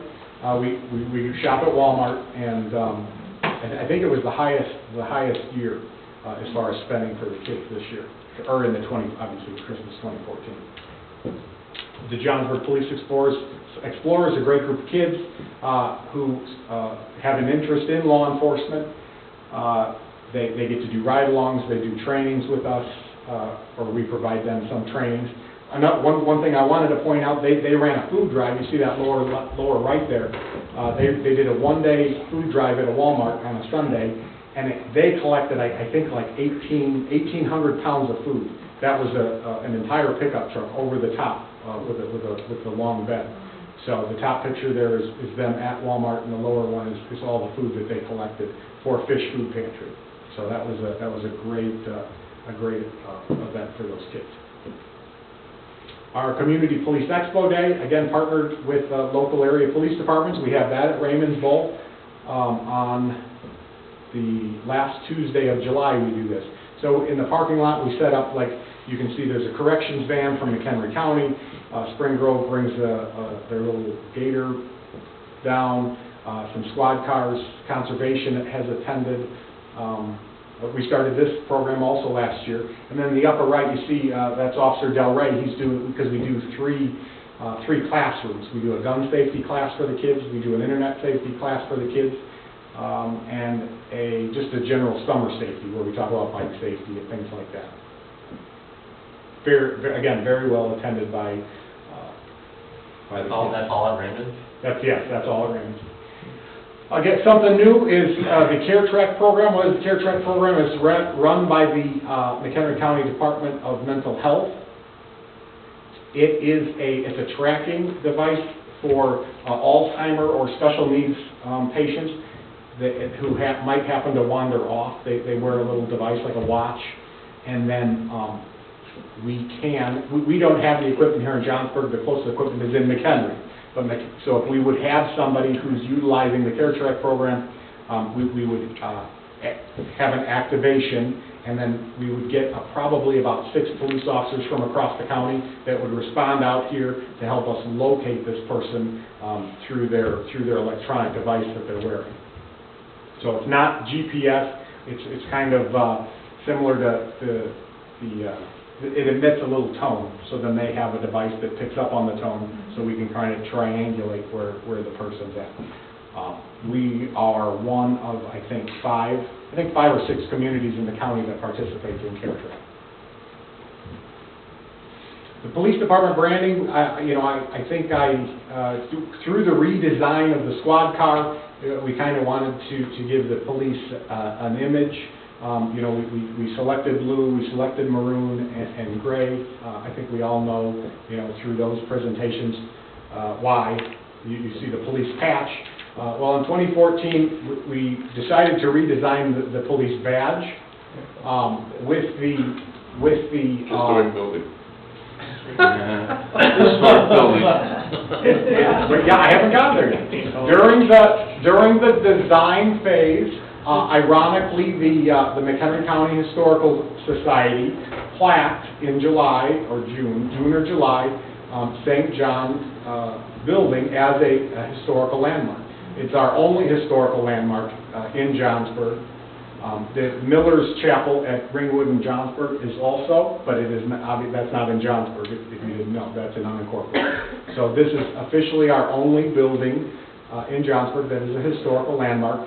And it is representative of the village logo, the police department patch, and it's giving us some consistency.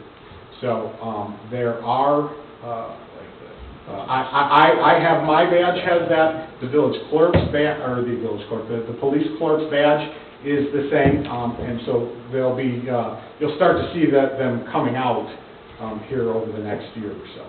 So you can see that the title, police officer, and that'll be the badge number where it says 000. And that is it, but I want to point out one thing. If you don't know this young man, this is Sam Wagner. Sam Wagner was one of our first explorers, police explorers. He currently attends, where is he going? University of Arizona, and he comes back here and he's a CSO, a community service officer. So if you see him, he put a lot of work into this annual report. He helped me, he did a lot of the layout, helped me get a lot of the photos. So if you see Sam, he's doing a great, just let him know that you think he did a good job, because he really did. He did, and I didn't want to forget him, so I put his little picture in there. We knew you had help. Yeah. Nice job. Nice job, Chief. The community service aspect is really huge. Yes, it is. Huge. Yeah. Interaction with the kids, huge. For sure. Huge. You know, it's nice because the explorers also have to do they earn ride-along time by volunteering at different things. So like that fish, I was so impressed with that fish food drive that they did. I mean, it was amazing what they did in just a few hours. As far as, and again, the generosity of the people that were shopping at Walmart at that time, you know, was great. Nice. Well, if you notice, Sam, he doesn't run in the donut shop, he's very good shape. He is in very good, he says like I'm his mentor. Oh, yeah, I think so. And if you see the Arizona sun. Yeah. Well, that was a great job, Chief. Are we getting this on the website? Yes, Yes. this will end up on the website, and if you want to look at page 16, Len's here if anyone wants to get an autograph. I just want to point that out. Very good. Yeah.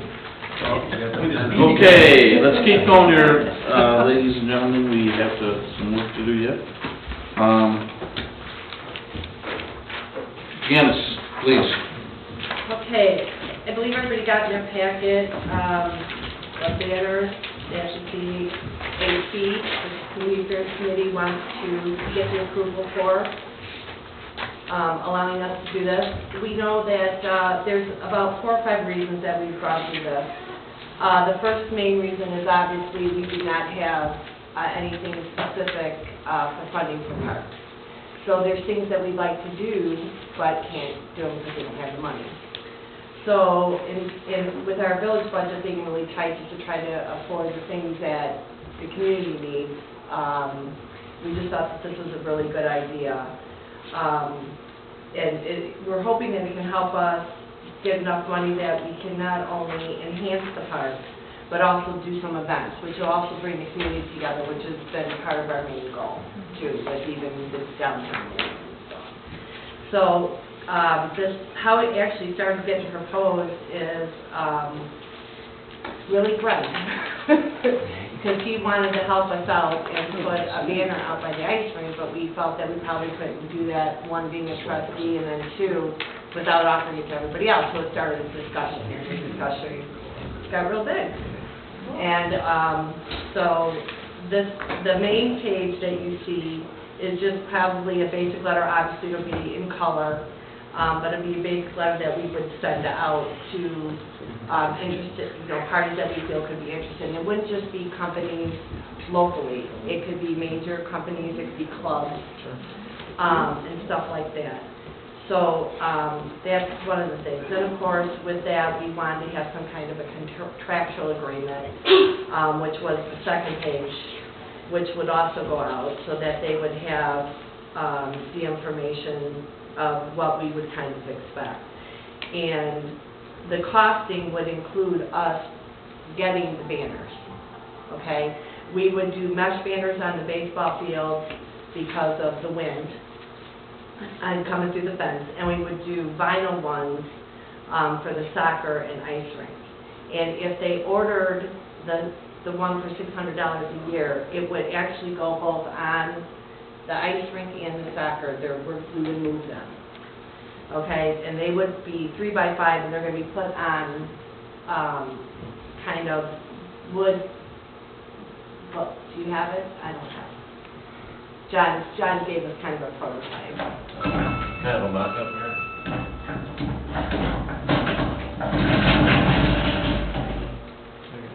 Kind of a rough idea, but obviously the banner would mount to, that's true, basically how it would look coming out of the ground. Obviously the post would go down several feet. And how we would do that is we couldn't put them, we had lengthy discussions about where we would put them. We didn't feel it would be safe to put them around the soccer fields, obviously, for reasons as they use a lot of the field and have to throw in from off boundary, and also the ice rink, kind of the same thing. So, did everybody get the pictures or see these? So what we're proposing is along the pathways. So like here's the ice rink, if you want to pass that down. Along the pathways to and from the rink and to and from the soccer field at Hiller. And we will put them far enough apart that the maintenance, the public works to get through with their lawnmower. So I mean, we thought about all of that kind of stuff. But we felt that that was probably the best way that we could do it. But we didn't want to not allow, we figured there's a lot of people that play soccer, and there's a lot of people that are enjoying the ice rink, and we didn't want that not to be part of the advertising. So we thought that was the best way to handle that. We talked in length about that. There's about 7 bullet points with the contract. I don't know if Claudette had you look it over. Was there anything that you felt needed to be added or changed? That's great. Okay. So we did the basic. We wanted to make sure, obviously, that they can give us their design, and the banners price that we got quoted for, they were all in color and with the wording. But we wanted to make sure, obviously, that with certain clubs or something, that there's not language that we didn't feel was appropriate. So that we made sure that we put that in there. We also put in there that because we are going to be responsible for the banner for the whole contracted season, that if we felt weather conditions were really, really bad, or we needed to fix the fence, that we could take them down. So that's all also in there. We wanted to make sure that if the business or club wanted to change the banner because of a name change or logo change or anything that was something that was on their end, that they would have to pay for the cost of the replacement. Otherwise, the village would be responsible for the contracted year. We also wanted to make sure that if they wanted to add anything that was going to be higher than what our projected costs are, that it can't exceed 50% of our contracted price. There's a certain, obviously, profit that we want to make in order to do the things that we want to do. So we didn't want that to exceed, so we did put that in there. We also put in there the date that the agreement would be executed and the name of the person that would be the advertiser, so obviously we would have their information. We did a cost analysis. John was kind enough to go out and price things for us. And so we got the cost of what it would do to put the banners up at the ice rink and the soccer field, which is on your right. And those would be 3x5 signs that would go on that. And then the Hiller Park ones would be 4x8. Those would be mesh, as I stated before, and Highwood would have to put those on the fencing. The Community Affairs Committee agreed that we would do our best to try to help out the maintenance department, the securities and stuff, so we're not just taking up village labor. On the bottom, you can see, these were just for, we can get a total of 77 signs at the Hiller Park ball field, and I just put a number in there. Let's say we sold 25. If the cost of the sign was $400, our projected revenue would be $10,000, but our net income after expenses would be $5,100. So, and that just gives you an idea of what we can do with them if it takes off. So, and then same thing we did for the ice rink and soccer.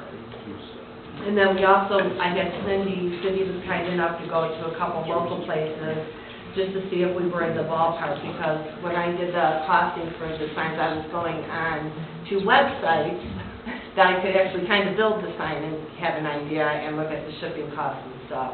So I wanted to see if we went locally, what the pricing would be. So she did that for me, and we got some of the pricing with that. And I included that in the packet too, so you can see it. And then we also did, besides the ice rink and the soccer fields, there was the baseball fields that we put up. And so you can have an idea of what the banners, how they would kind of fit on the ballpark. Okay. Very good job. A lot of research, good, and we'll bring that up on the next meeting and try to make a decision. Try to think any questions anybody's got for Janice, if we can get to her ahead of time, so, and if you don't have any, it'll be easy. Anybody have any questions? Any We didn't discussion? meet our sign ordinance. We've got best of it. Have to modify the sign ordinance. Special conditional Very use. good. Okay, Thank you. Thank you. thank you. A motion for adjournment. Second. Okay, a motion by trustee Hutchison, seconded by trustee Heeman. On the roll, trustee Janice? Aye. Trustee Sis? Aye. Trustee Heeman? Aye. Trustee Clemstein? Aye. And trustee